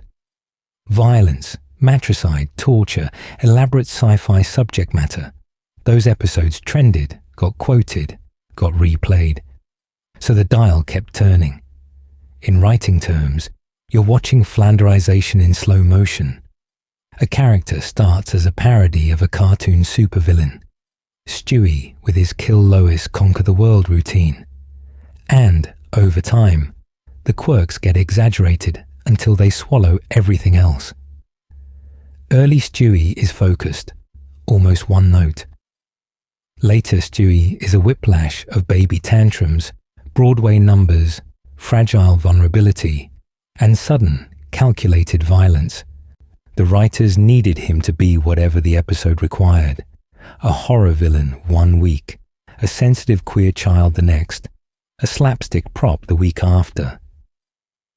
Here's where things get really interesting once you start looking at the pressures around the show. Post-revival, Family Guy wasn't just competing with The Simpsons, it was competing with South Park, Adult Swim, and an entire arms race of edginess in adult animation. The network wanted noise, controversy, something that would stand out in a crowded landscape. That means more shock, more abuse, more scenes where Stewie tortures Brian or casually builds a device that could erase reality.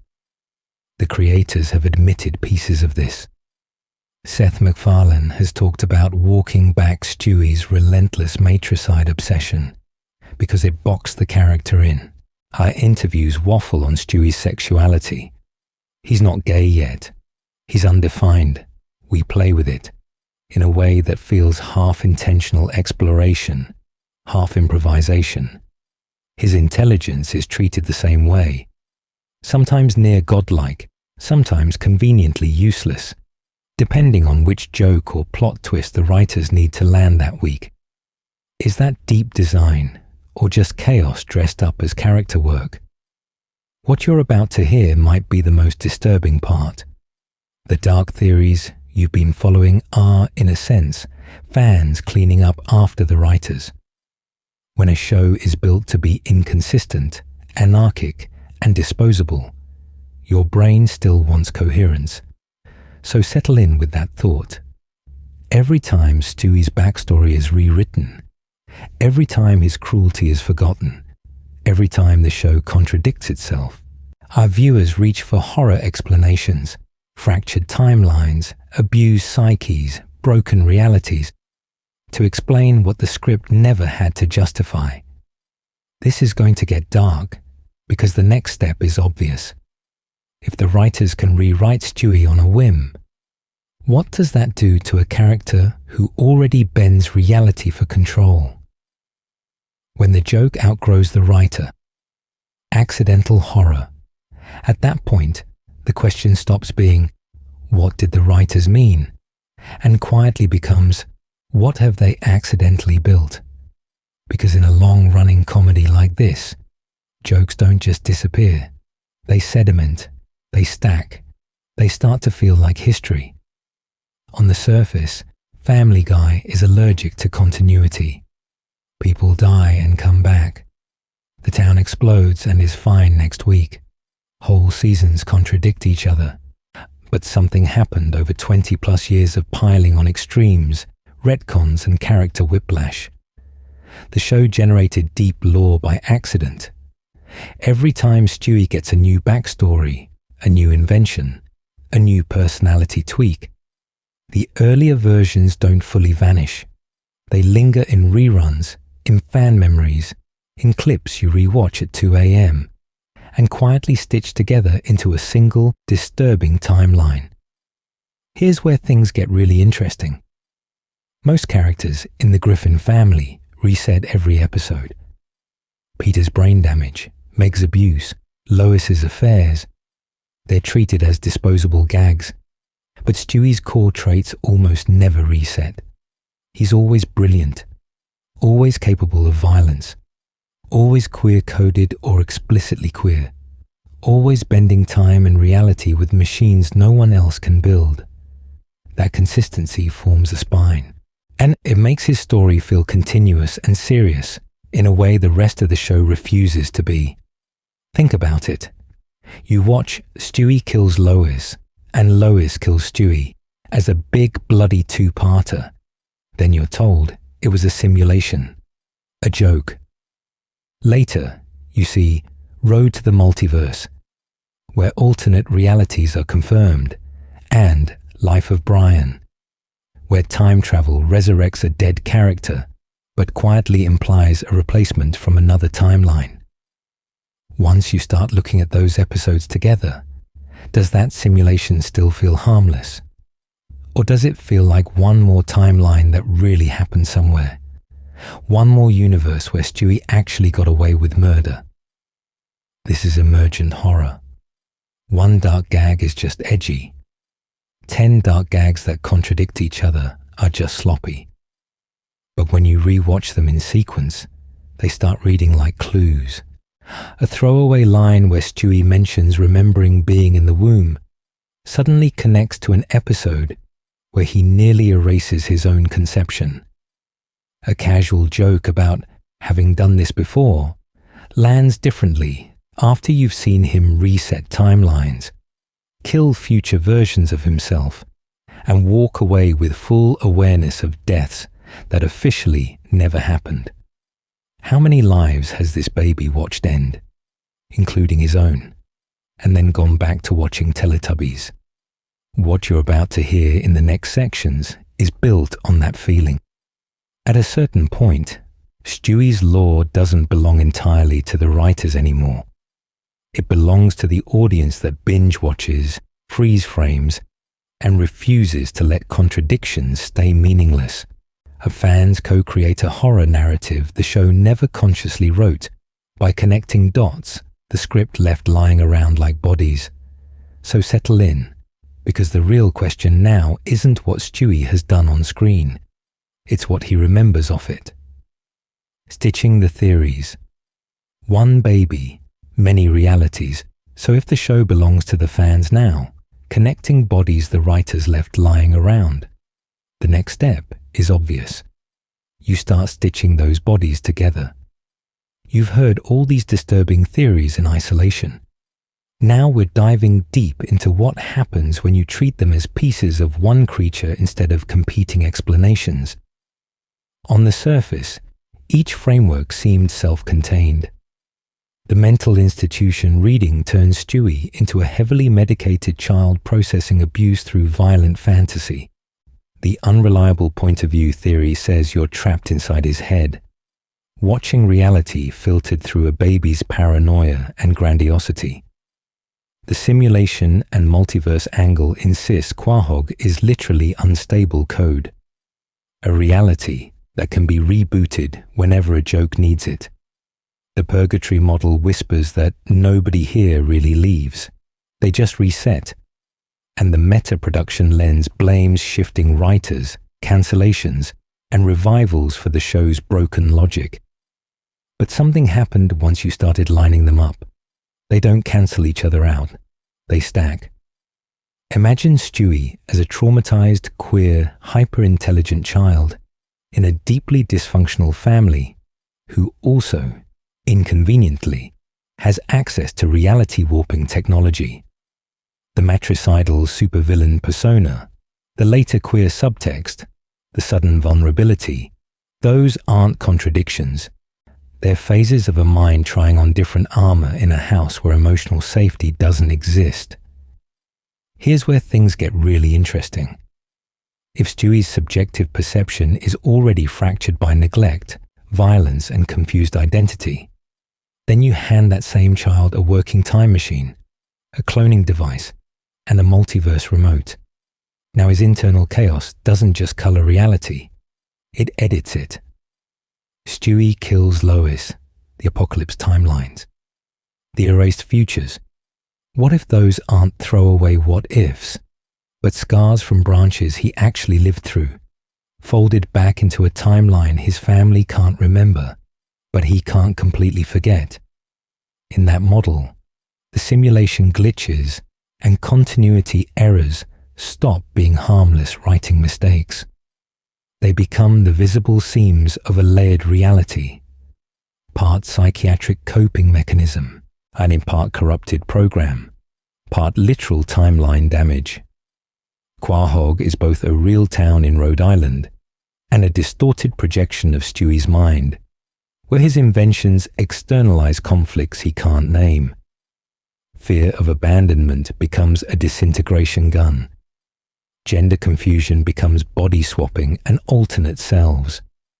Family-wide cruelty becomes a universe where Meg's abuse is just a punchline, and nobody ever calls child services. And the show's excess, the cutaways, the retcons, the deaths that don't stick, those turn into part of his nightmare too. Every time the writers push the subject matter past plausibility, You can read it as the world bending around Stewie's need to rewrite outcomes he can't emotionally survive. What you're about to hear in the final act leans fully into this unified dark reading. Once you start looking at every Stewie episode as a room in a haunted house he's built for himself, out of trauma, technology, and bad writing decisions, it changes how you watch all of it. So settle in, because the next step is walking you through that house, door by door, and asking, which parts of this baby's hell are we laughing at without realizing it? The soul of a child, the power of a god. When you walk through that haunted house in your head, room by room, you eventually reach the nursery.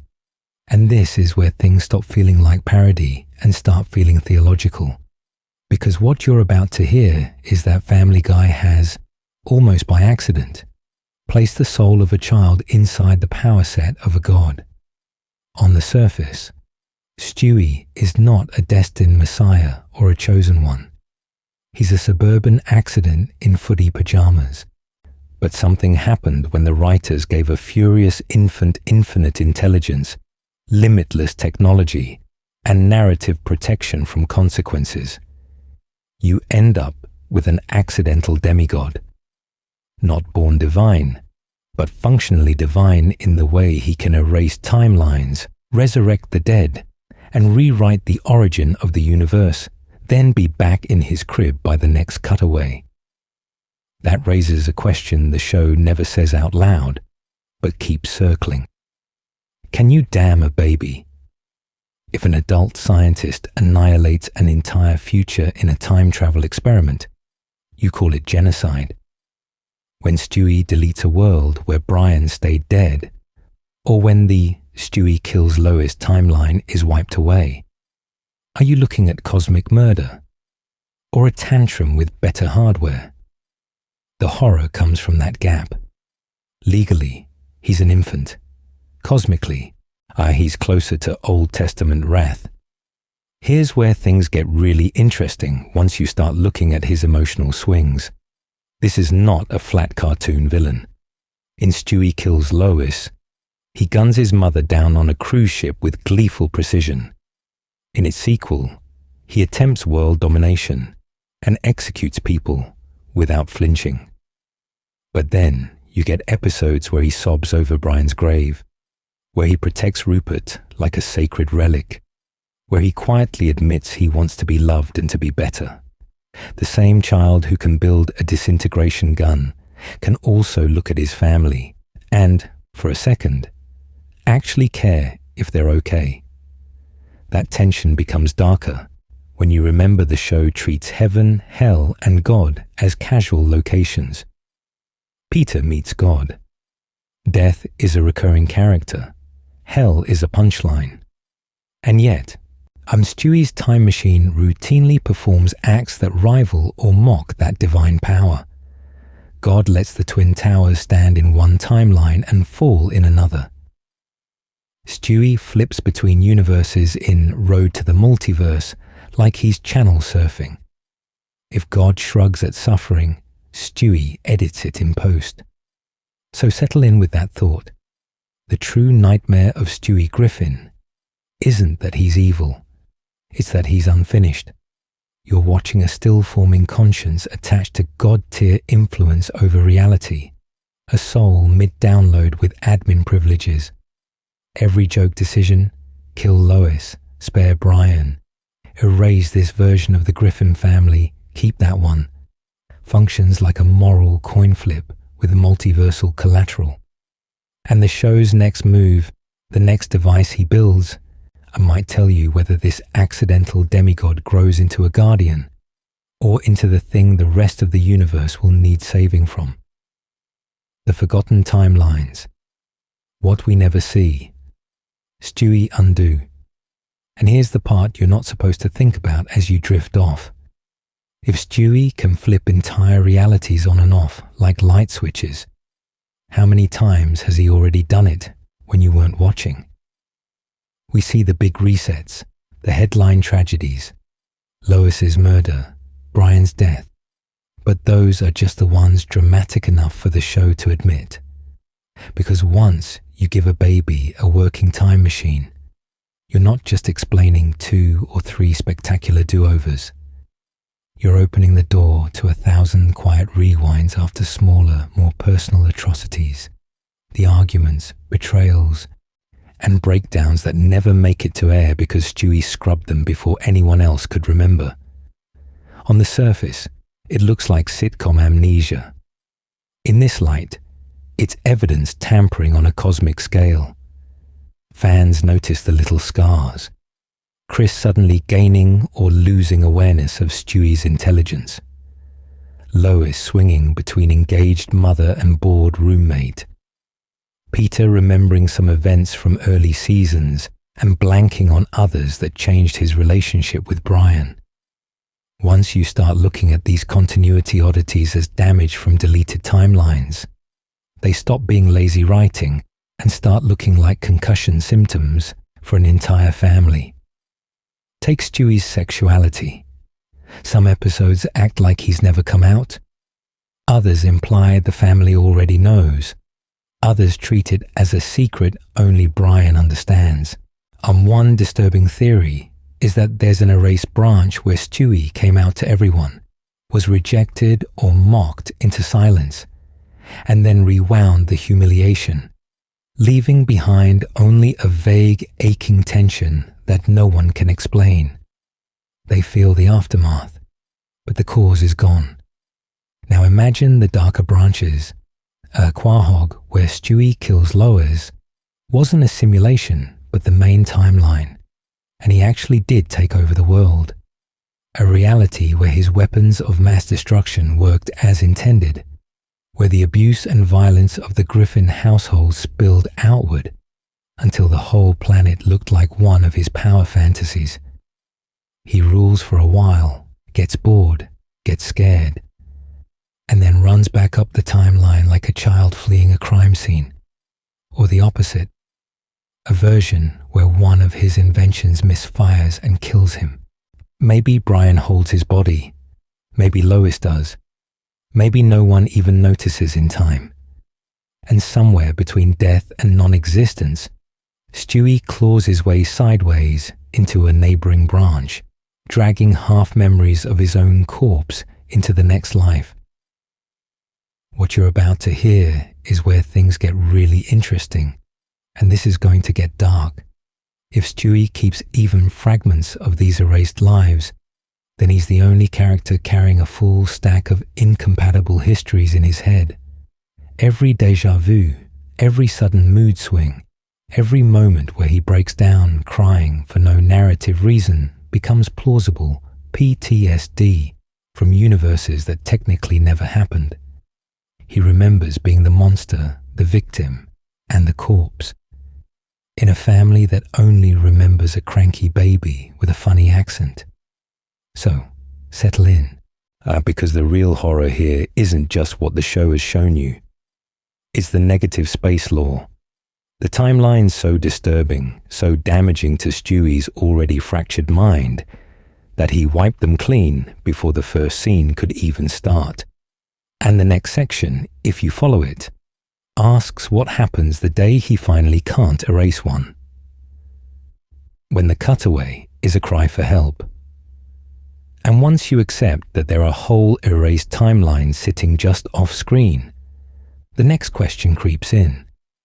What about the stuff that does make it on screen, but doesn't seem to count? The cutaways, the throwaway gags, the little flashes of other lives and other worlds that everyone treats as disposable. What you're about to hear is a theory that those might be the most important pieces of Stewie's story. On the surface, a Family Guy cutaway is simple. Setup, absurd detour, punchline, snap back to the scene. Peter says, "This is worse than the time and you get 10 seconds of nonsense. Structurally, they're pressure valves. They release tension, reset pacing, and let the show jump to any subject matter it wants without consequences. But something happened once Stewie became the show's quiet center of gravity. those cutaways start to feel less like jokes and more like intrusive thoughts from a mind that has seen too many timelines.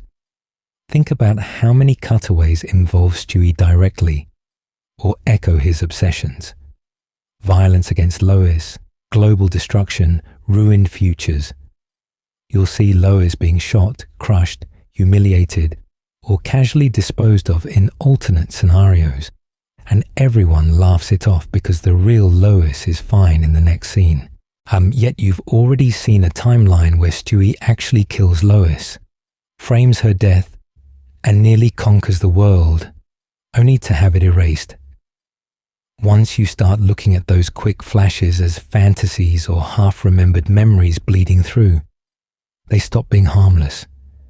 They feel like shards of realities he once created, then tried to forget. Here's where things get really interesting. Some cutaways don't just feel like jokes. They feel like aborted universes.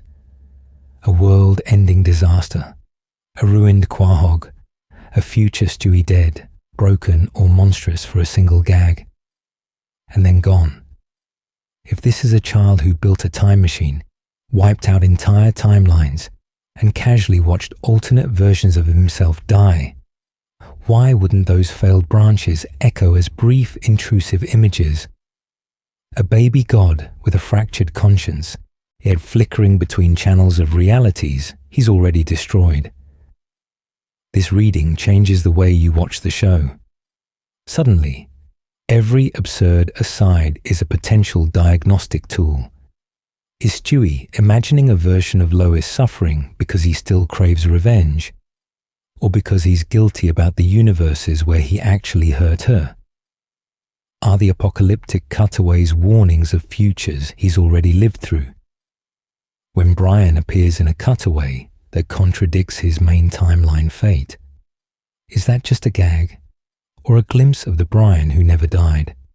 And then there's the sheer volume of cutaways. The way the show can't stay in one moment, one emotion, one reality for more than a few seconds.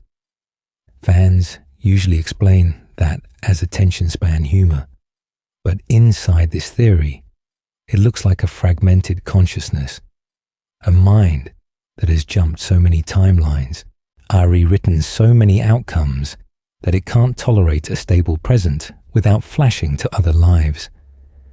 This is going to get dark, because if the cutaways are cries for help, the next question is obvious. What happens the night Stewie can't cut away anymore, and the worst timeline finally stays? Stewie's soft spots, the moments that don't fit the monster. And that's where the theory has to pause and look at something fans don't always like to admit. Stewie isn't just a monster. He's a child who keeps betraying himself. What you're about to hear isn't a redemption arc. It's the part that makes everything else so much more disturbing. On the surface, the show keeps giving you little mercy scenes. Stewie, sitting on the curb with Brian in Brian and Stewie, quietly admitting he's terrified of being alone, confessing he keeps a loaded gun in his room in case the emptiness gets too loud. No cutaways, no laugh track. Just a baby and a dog in a vault, talking like two people on the edge. You watch him stitch Brian's ear back on, not because it's a gag, but because he cannot stand the idea of losing the only witness to his reality. Then the pendulum swings. The same Stewie who sobbed into Brian's fur will, an episode later, casually build a disintegration gun and erase someone from existence. He'll torture a minor character, mock Meg's abuse, or fantasize about Lois's death with graphic detail. That whiplash is important. Once you start looking at the order of these episodes, it starts to feel less like inconsistent writing and more like a real child ricocheting between empathy and rage, between wanting connection and wanting control. Think about Rupert. It's a stuffed bear, but Stewie treats him like a sacred anchor. He throws birthday parties for him, panics when Rupert is damaged, And in Road to the Multiverse and Other Timelines, Rupert's loss is treated like a genuine bereavement. In a world where he can build time machines and erase futures, the one thing he clings to is a toy that can't leave him. Is that endearing? Or is that a warning sign that this is the only relationship he trusts not to be rewritten? And when the show lets him protect someone else, it's even more revealing. There are moments where he shields Chris from bullies, or shows a flash of protectiveness toward a future sibling, only to immediately undercut it with a cruel joke or a violent fantasy. Fans tend to explain this away as a retcon, as if the writers softened him over time. But something happened that fits the darker theories better. The soft side was always there, buried under the weaponized persona. Here's where things get really interesting. If time travel trauma and identity confusion have shredded his sense of continuity, how does Stewie trust his own feelings? Every time he opens up, to Brian, to Rupert, to a sibling, he risks realizing how much damage he's done in other timelines. So he doubles down. He leans harder into the villain mask, the matricidal jokes, the world domination speeches, because admitting he can love means admitting he has killed versions of the people he loves. That's why these gentle moments don't make him less frightening. They make him tragic horror. You're looking at the same mind that can erase an entire universe, also whispering that it doesn't want to be left alone in the dark. The existence of a kind, scared, loving Stewie inside the same skull that presses the reset button turns this from cartoon villainy into something closer to a child abuser and victim sharing one body. And if that's true, the next question is chilling. What happens the day the loving part is the one that remembers everything he's done? The episode that never airs, imagining Stewie's breaking point. So settle in, because what you're about to hear is the episode Family Guy will never make, but that every Dark Stewie theory is quietly pointing toward. If there really is a loving, terrified Stewie trapped in the same skull as the destroyer of timelines, and then the only honest ending is simple and brutal. You lock him in one timeline and throw away the key. On the surface, it starts like any other Stewie sci-fi romp. Another crisis, another mad dash to the basement, another desperate leap into the time machine. Maybe Lois has finally pieced it together. The disintegration gun, the mind control devices, the way Stewie kills Lois felt less like a fantasy and more like a recovered memory. Maybe Brian has finally refused to help, tired of being the smug, hypocritical accomplice who drinks while a baby plays God. Or maybe it's darker than that. A timeline where Stewie's queerness isn't a punchline, but is fully confronted and then rejected by the very family he's been trying to impress. Here's where things get really interesting. He hits the switch, and nothing happens. No flash, no reset, and no cutaway to a safer universe. The machine fails. The multiverse that always bent around his fear just doesn't. For the first time since he built it, Stewie is trapped in cause and effect. The worst version of himself is now canon, and he can't blink it away. The episode becomes a bottle, but not the stylish therapy chamber of "send in Stewie, please." This is smaller, uglier. Maybe it's the Griffin living room at night, the TV off, the house finally quiet. Maybe it's a locked office with a mandated therapist after Lois finds his blueprints. Or, most disturbing, it's just Stewie alone in the ruined time room, forced to talk to a camcorder he built for gloating and now has to use for confession. We're diving deep into a Stewie who has to explain everything. Every erased death, every alternate Lois, every universe where Brian stayed dead. He can't hide behind British quips or cutaways. The show strips out the gags the way his machine stripped out timelines. You watch a child catalogue abuse, violence, and annihilation as if he's reading a grocery list, and then slowly realize he's finally horrified by his own voice. Two endings branch from here, and neither is comforting. In one, the time machine sparks back to life for a moment, just long enough for one last choice. Stewie destroys it. He accepts this broken, rejecting, painfully real universe as punishment and possibility. Control gives way to vulnerability. The child god agrees to live like an actual child, with memories he can't rewrite. In the other, he uses that final spark to reset everything one more time, but with a twist. He erases not just the universe, but his own memories of what he's done. He chooses ignorance over guilt. The next morning, the show resumes as if nothing happened. Same abuse, same jokes, same broken logic. And once you start looking at that possibility, you have to ask a darker question.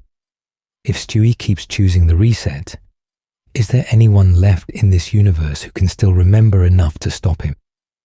Because the really disturbing theory is that someone else already does, and has been quietly working against him the whole time. Watching Family Guy like a found footage tape.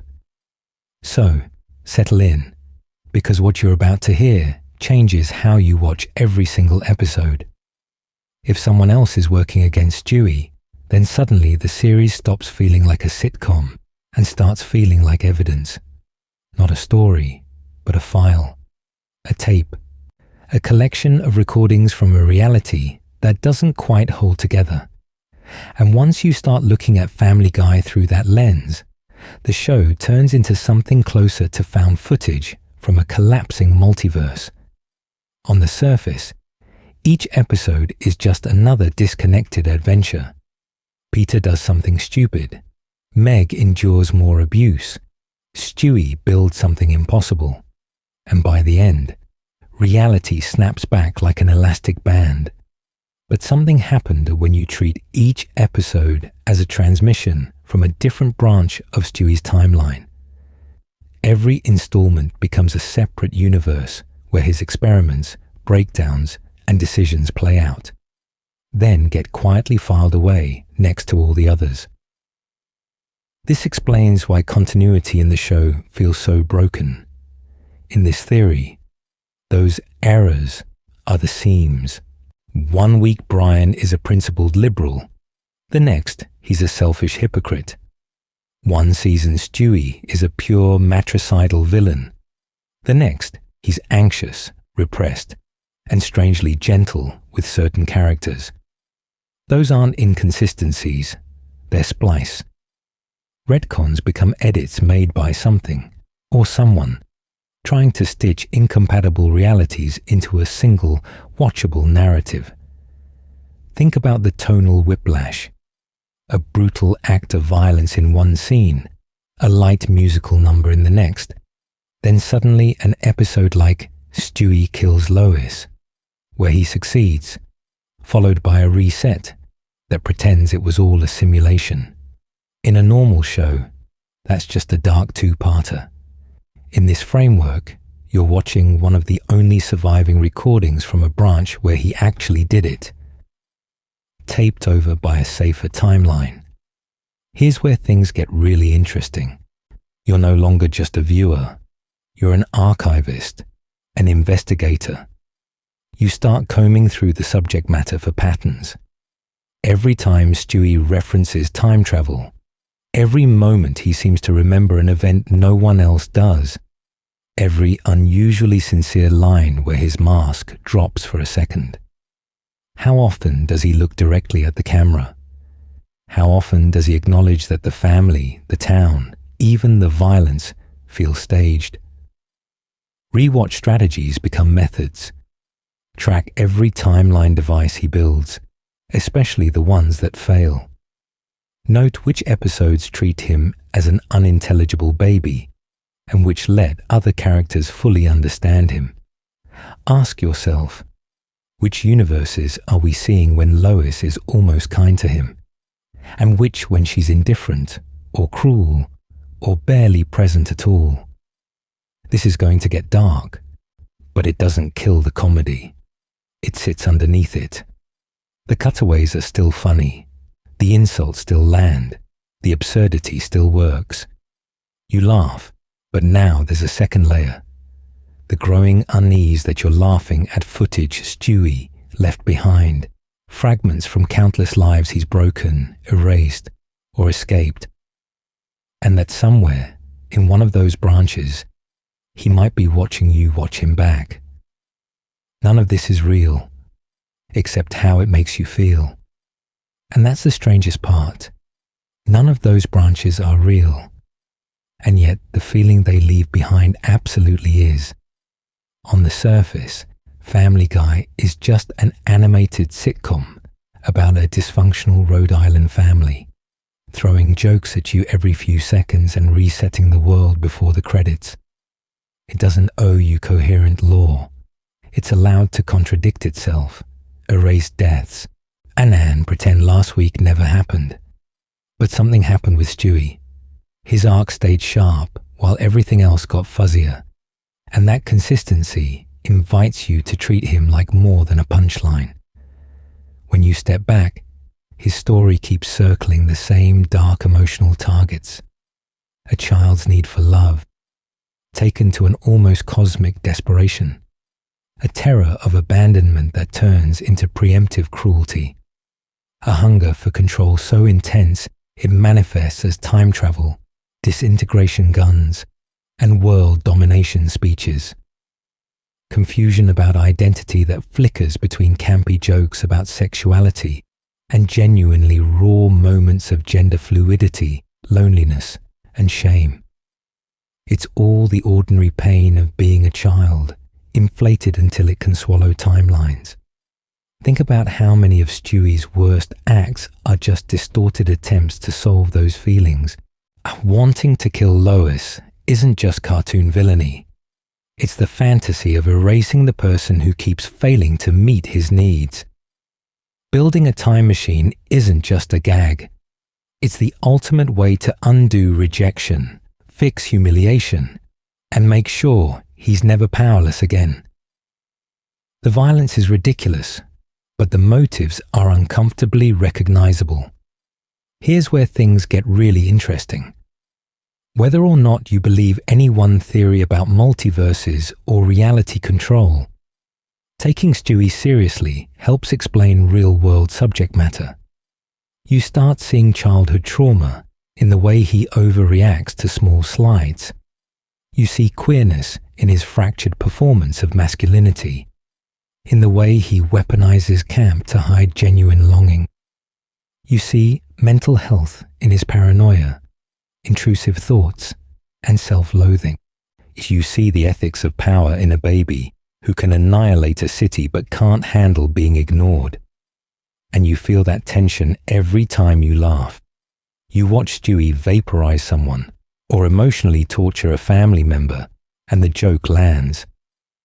Then there's a half-second after, where your brain quietly goes, if this were real, this would be horrifying. That dissonance doesn't cancel the comedy, it deepens it. This is going to get dark, but that's exactly where the character's lasting power comes from. So, settle in with that contradiction. Once you start looking at Stewie Griffin as both a ridiculous cartoon baby and one of television's most quietly disturbing horror protagonists, the show around him changes. The cutaways feel less disposable. The retcons feel more like symptoms. And what you're about to hear, as we follow his arc even further, is how that uneasy feeling keeps spreading until it touches almost every character he loves and every universe he breaks. Letting the crib go dark, easing out of the nightmare. So settle in for a moment and go back to where all of this started, a dark bedroom, a plastic mobile turning lazily in the half light, and in the center of it, Stewie Griffin in his crib, eyes too aware for a child who isn't supposed to understand any of what's happening to him. On the surface, it looks like every establishing shot the show has ever used. But now, after everything we've walked through, that simple image feels heavier, doesn't it? You've seen the early version of him, the tiny supervillain who wanted Lois dead and the world under his heel, and waving ray guns and talking about genocide like other babies talk about snacks. Back then, the violence felt like a joke that never quite landed, exaggerated enough that fans could laugh it off. Yet once you start looking at those episodes through the darker theories, every die woman starts to sound more like a pressure valve on a mind that doesn't know how to process its own fear. Then the time machines arrived, and what you're about to hear in your own memory is a highlight reel of horrors. The futures he erased, the selves he abandoned, the timeline where he actually killed Lois and tried to take over the planet, only for the show to quietly rewind and pretend it was just a narrative trick. A baby who can disintegrate people, split universes, and undo deaths are lying there in a footed sleeper while his family argues downstairs about cable. We moved through the therapy sessions too, the confessions, the moment Stewie sits across from a professional and lets pieces of the mask fall away, talking about loneliness, identity, and the terror of not knowing who he really is.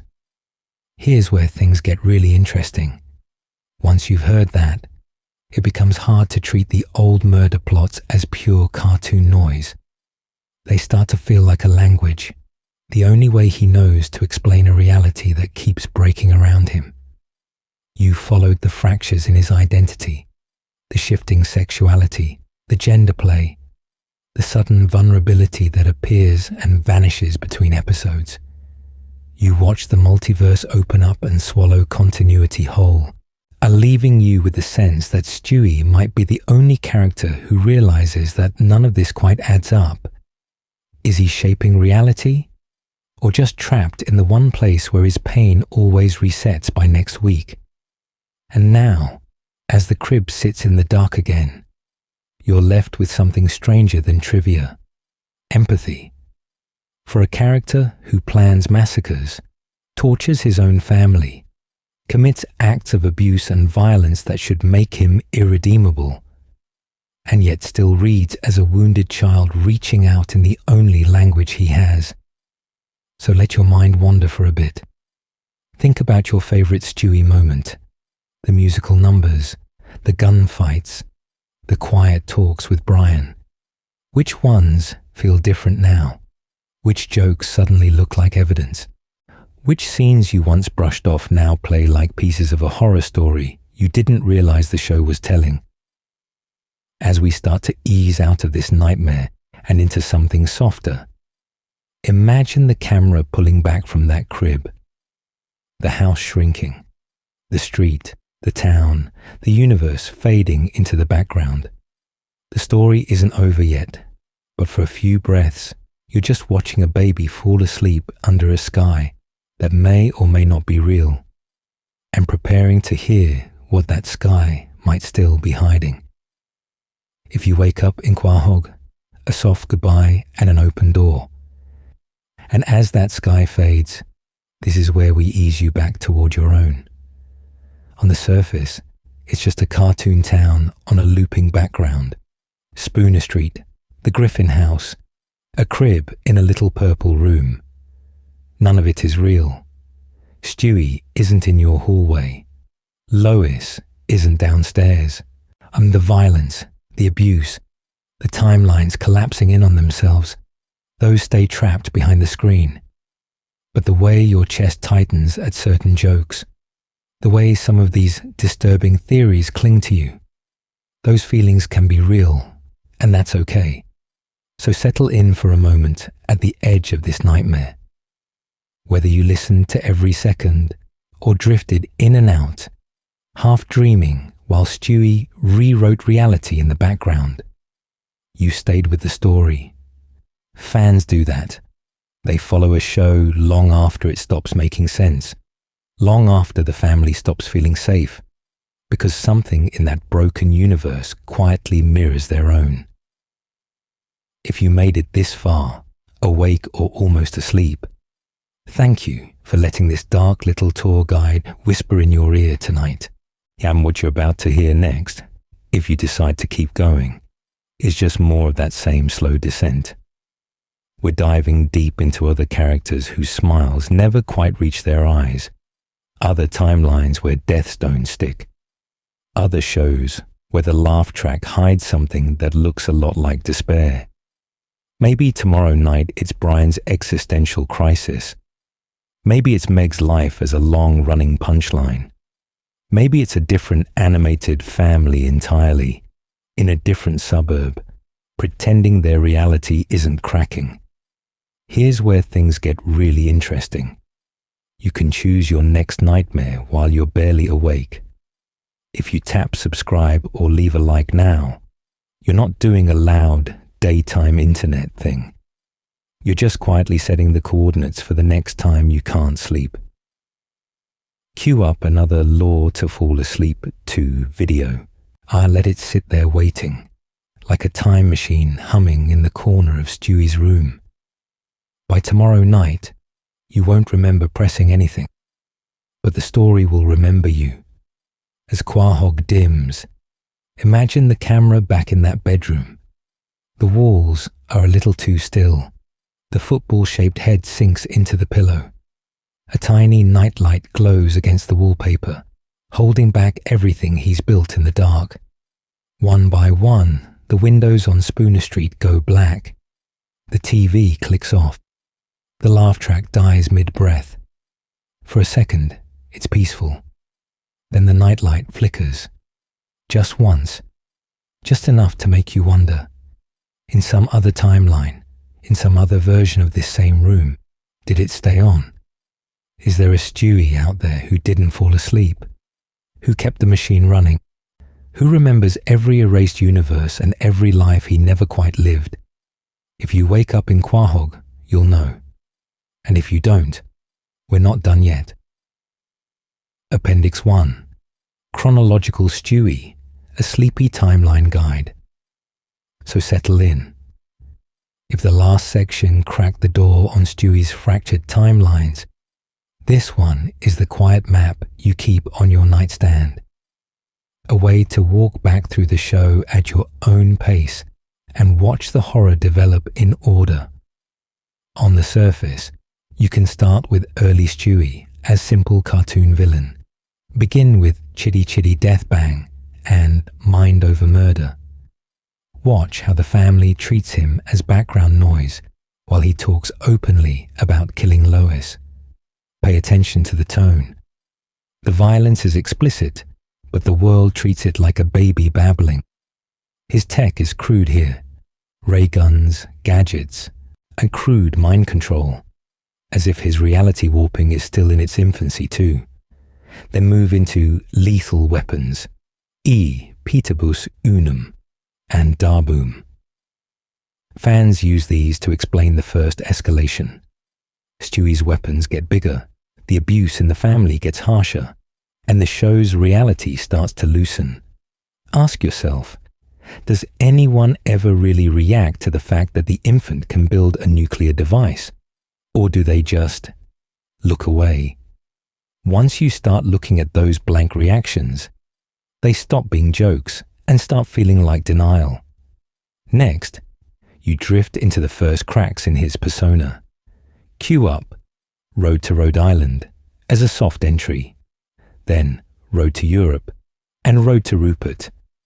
The time travel isn't fully weaponized yet, but Brian becomes the only character who consistently hears Stewie as a full person.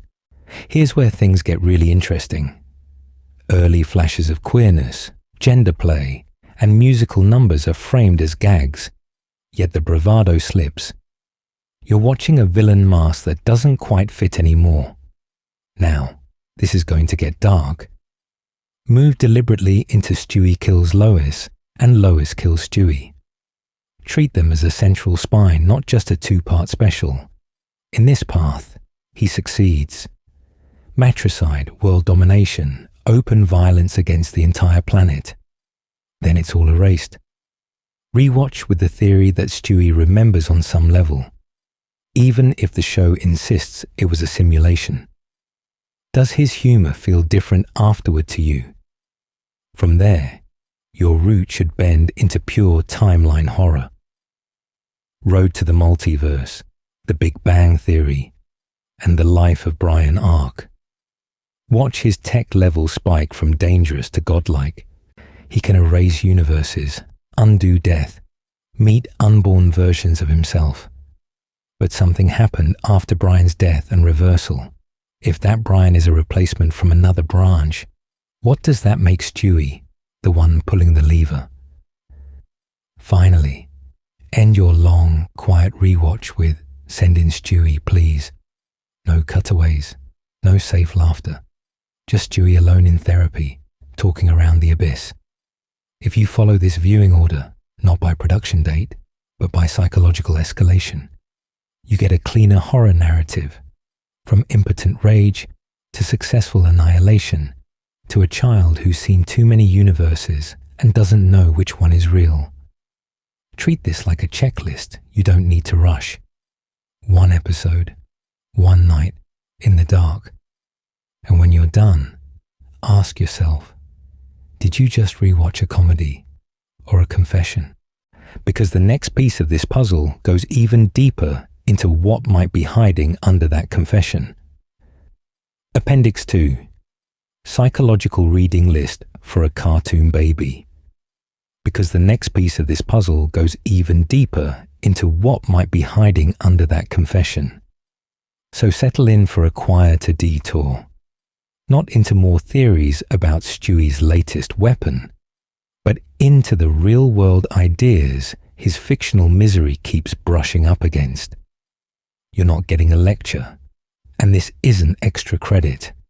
Think of it as a dimly lit hallway of concepts you can walk down if something in this show's subject matter has been tugging at you a little too hard. On the surface, Stewie is just a violent gag machine. Matricide, world domination, abuse played for laughs. But once you start looking at what he represents, you accidentally wander into attachment theory. That's the field that asks, how safe did you feel with your earliest caregivers? And what did your brain have to do to survive when you didn't? A baby who dreams of killing his mother and ruling reality is an exaggerated cartoon way of showing a child who never felt held, so he fantasizes about becoming untouchable instead. Right behind that is childhood trauma. Not just the big headline stuff, but the slow drip of neglect, humiliation, and chaos that rewires a nervous system. When Stewie builds a time machine to erase pain, or a disintegration ray to make problems vanish, the show is playing with a dark idea. What if a child could actually act on those desperate late-night wishes to undo everything that hurt? Then there's identity formation. Stewie's shifting gender presentation and sexuality jokes and fractured personas echo the long, messy process of figuring out who you are when your family and culture keep sending mixed signals. Identity theory asks, who did you have to be to stay loved, or at least to stay safe? Stewie keeps trying on roles: tyrant, diva, victim, genius, because none of them quite fit. Threaded through all of this is internalized shame, that heavy, wordless belief that you're fundamentally wrong. The show externalizes it as violence, but the feeling underneath is quieter. If people saw the real you, would they leave? Would they laugh? Would they be afraid? And finally, defense mechanisms. In psychology, those are the unconscious tricks your mind uses to keep unbearable feelings out of awareness. Stewie's sarcasm, grandiosity, and cartoon cruelty are exaggerated versions of what real people do when tenderness feels too dangerous. What you're about to hear next in this video is still about a fictional baby in a broken cartoon universe. He is not a clinical case study. He's an amalgam, a dark mirror that lets fans think about abuse, neglect, and fractured reality from a safer distance. But something happened if you felt a sting of recognition while we've been diving deep into his story. If pieces of Stewie feel uncomfortably familiar, it might be worth talking to someone in your world, not just an internet comment thread, a friend, a counselor, a late-night message that says, "I think this hit me harder than it should have." This isn't homework. These are just signposts. Because here's where things get really interesting. Once you know these concepts, and the next time Stewie rewrites a timeline or mocks his own pain, you'll see both layers at once, the cartoon and the quiet cry underneath it. Appendix 3. Fan theories as modern folklore. And once you've seen both layers, something else happens. You start telling stories back to the show. So settle in, because what you're about to hear isn't just analysis, it's folklore. Not the kind with campfires and ghost stories in the woods, but the kind that lives in Wi-Fi signals, comment sections, and late-night Discord calls. On the surface, a Stewie theory is just a fan trying to explain why this baby can build a time machine. Question his gender, remember erased timelines, and still get left alone in a grocery cart. But something happened as Family Guy dragged on, as continuity broke, as deaths reversed and personalities flipped, and the gaps got bigger, the logic got weaker. And into that space, fans started weaving their own connective tissue. Digital campfire stories passed around to make sense of a show that refuses to make sense of itself. Think about how it works. One person notices that Stewie remembers events from erased timelines, like in Stewie Kills Lois and Lois Kills Stewie, and quietly suggests he might be the only character anchored to a stable reality.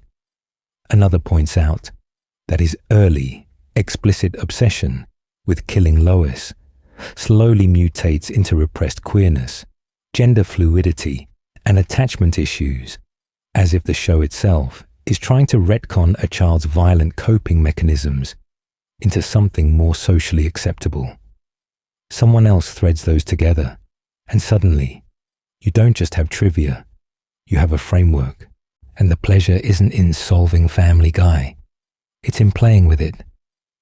Fans connect dots the writers never acknowledged, build elaborate timelines where pre-cancellation Stewie, post-cancellation Stewie, and Road to the Multiverse Stewie are different shards of the same fractured mind, and then argue, calmly or obsessively, over which version feels most disturbing, most true. The arguments are the point. The contradictions are fuel. Once you start looking at it that way, the whole fandom becomes a writer's room the show accidentally outsourced to the internet. Stewie attracts this energy more than almost any other animated character because he is already written, like a bundle of competing theories. Is he a sociopathic genius?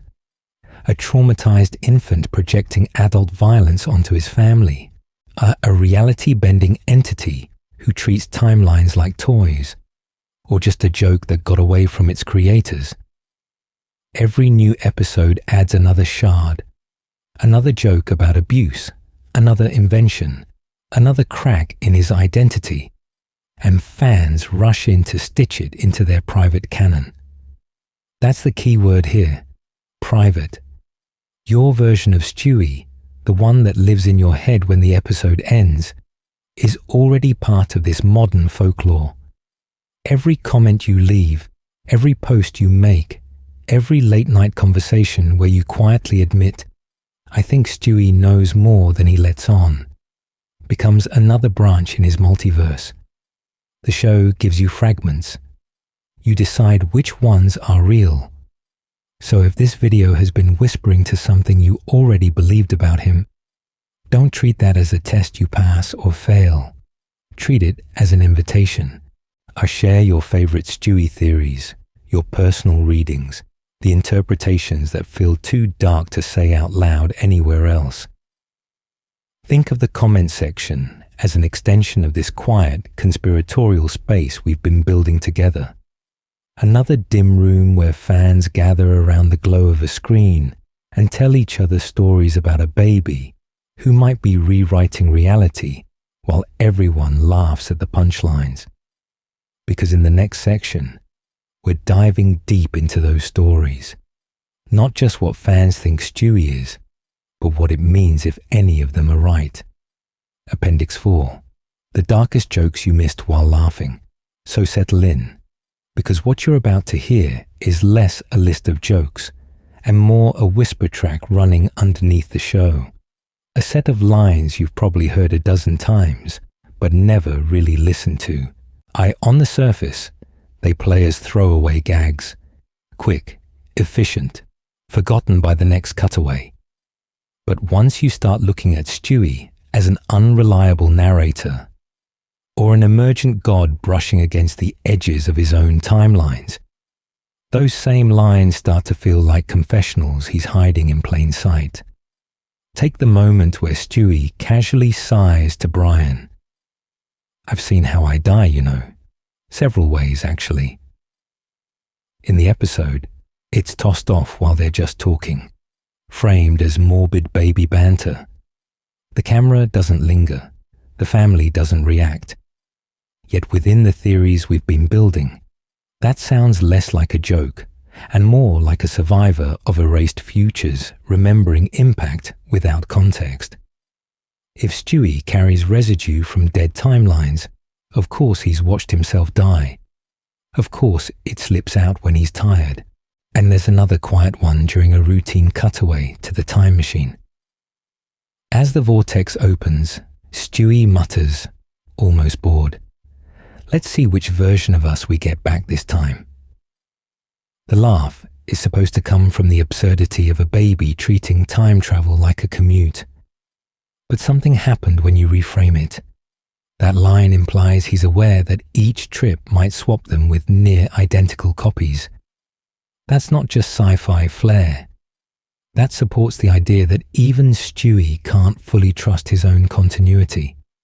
Then there's the line to Lois in a more domestic scene when she scolds him and he responds, "You act like you're my first mother."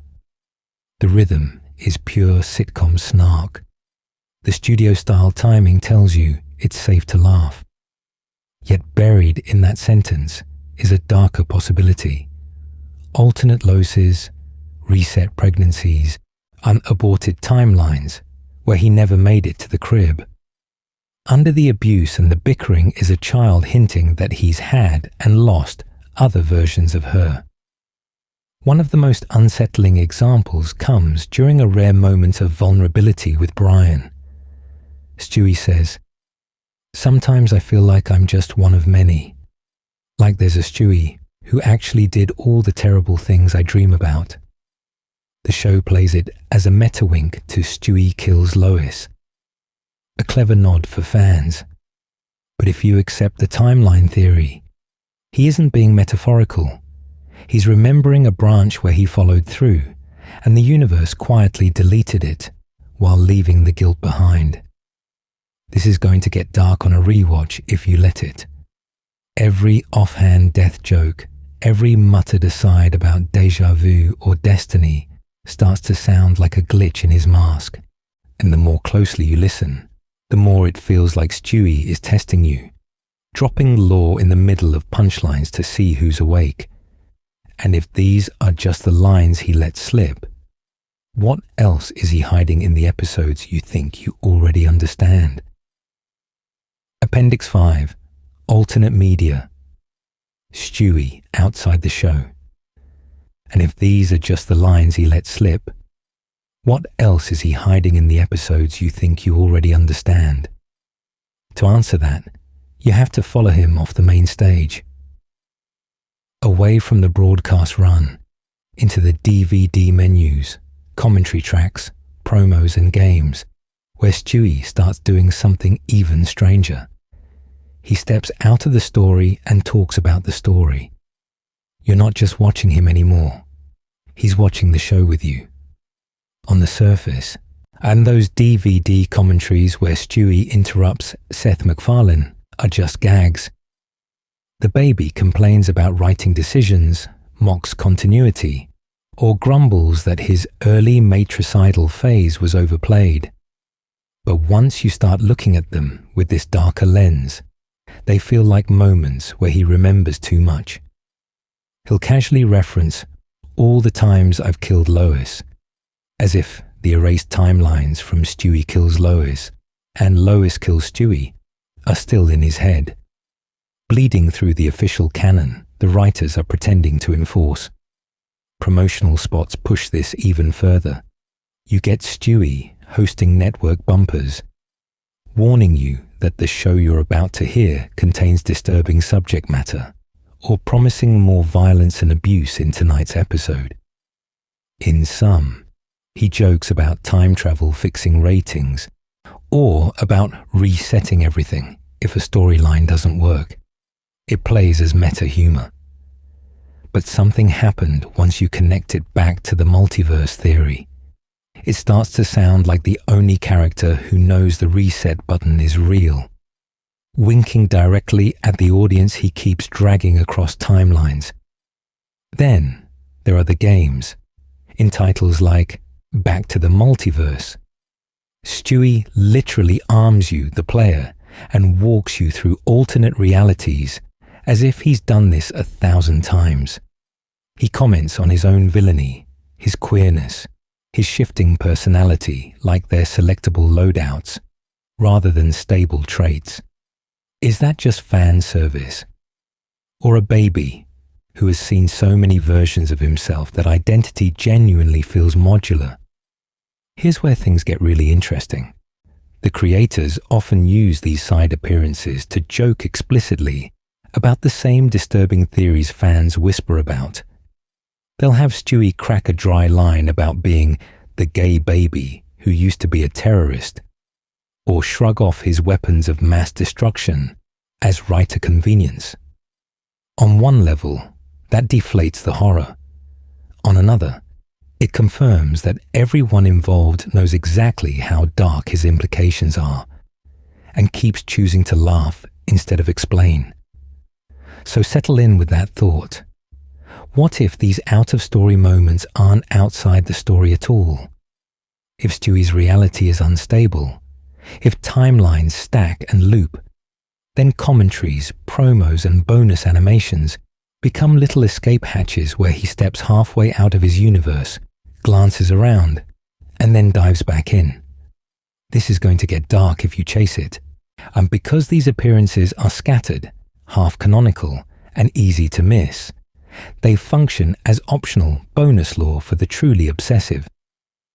The fans who rip commentary audio, replay old game cutscenes, and scroll ancient promo uploads at 2 a.m. start to assemble a different picture.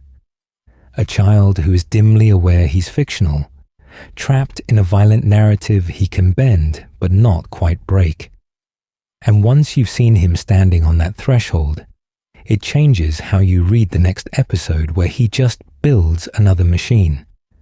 The question is, if he can reach out that far, what's the next boundary he tries to cross? A last look at the crib. Stewie as modern monster.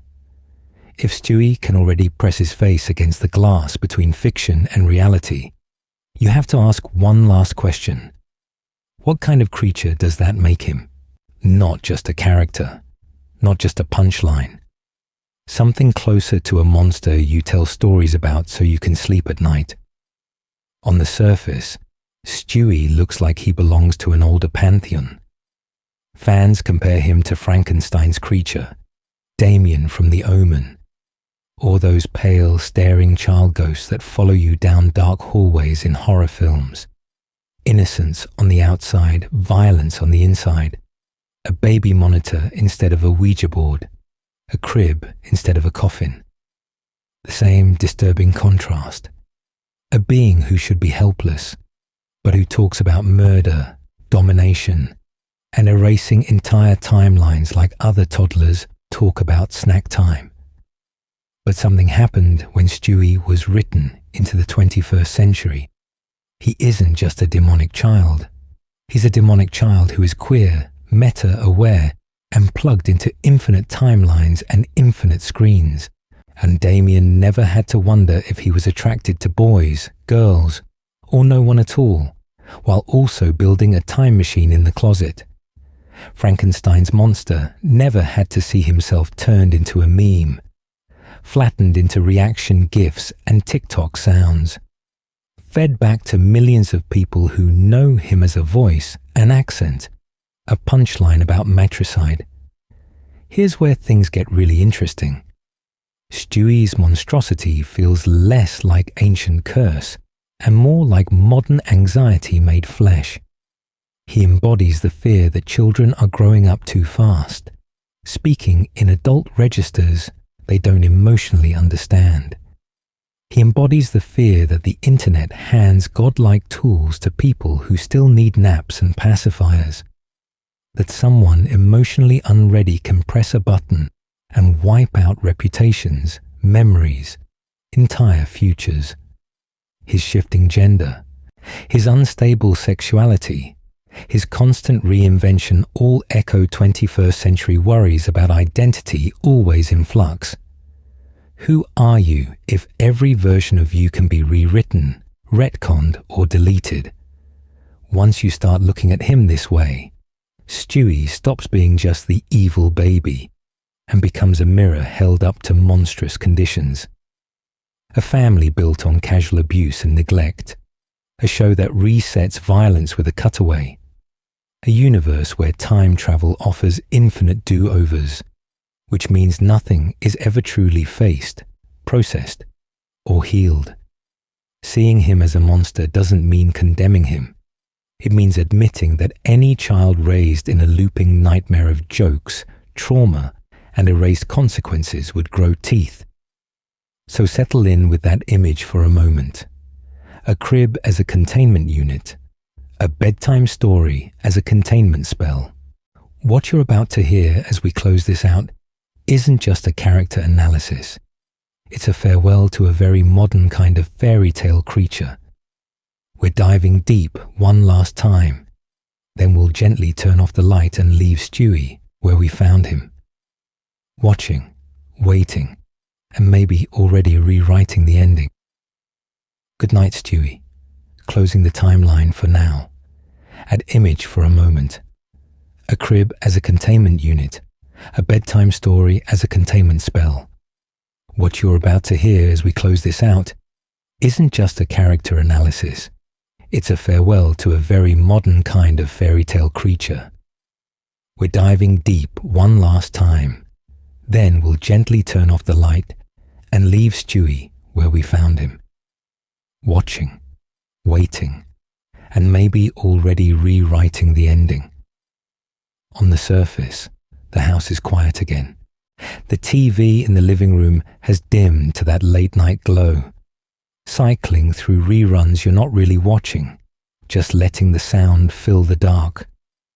Upstairs, in that impossible nursery that has contained world-ending weapons and stuffed animals in the same four walls, a baby lies in his crib. Is he dreaming of vaporizing continents, or just of someone holding him a little longer before the light clicks off? You've seen what he can do. Time machines buried under teddy bears. Disintegration rays balanced on chubby wrists. Timelines where Lois dies, where the family dies, where the whole world dies. And then everything quietly snaps back because Stewie, or the show, or something above both of them, decided that reality needed another draft. Once you start looking at those erased futures, It's hard not to wonder, how many versions of this bedtime never got to end? So settle in for this last moment with him. There's Stewie, breathing slow, the British lilt gone, the threats on pause, just a child in footy pyjamas who has committed more theoretical violence than most horror villains. You and the rest of the fans have spent years treating his abuse, his experiments, his shifting identity as disturbing entertainment, as subject matter you can explain away with jokes and theories. But in the stillness, it feels less like a punchline and more like a confession the show never fully takes back. Here's where things get really interesting and really quiet. We say goodnight to him anyway. Goodnight to the matricidal genius, to the gender-fluid, terrified, controlling, a lonely little mind that keeps rebooting the universe so he doesn't have to sit with what he's done. Goodnight to the version of Stewie that won, the version that lost, and the versions that never made it past the cutaway. And goodnight to you for staying in this with me. Nearly 2 hours in the dark, letting an animated family and their broken reality keep you company. It's an odd intimacy, sharing theories about abuse, death, and cosmic reset buttons, as if they were lullabies. But you stayed. You listened. You let the show be as disturbing as it always threatened to be. If this helped you drift off, or just drift deeper into that strange, half-awake place where TV and dreams blur together, you're welcome to come back another night. There are more families, more timelines, more quiet houses with lights on in one window and something watching from inside. We'll be here when you're ready, and this is going to get dark again. For now, though, we close the crib, dim the screen, and leave the Griffins in whatever universe they've landed in tonight. Sleep well, and try not to think too hard about what Stewie's doing in the timelines you can't see.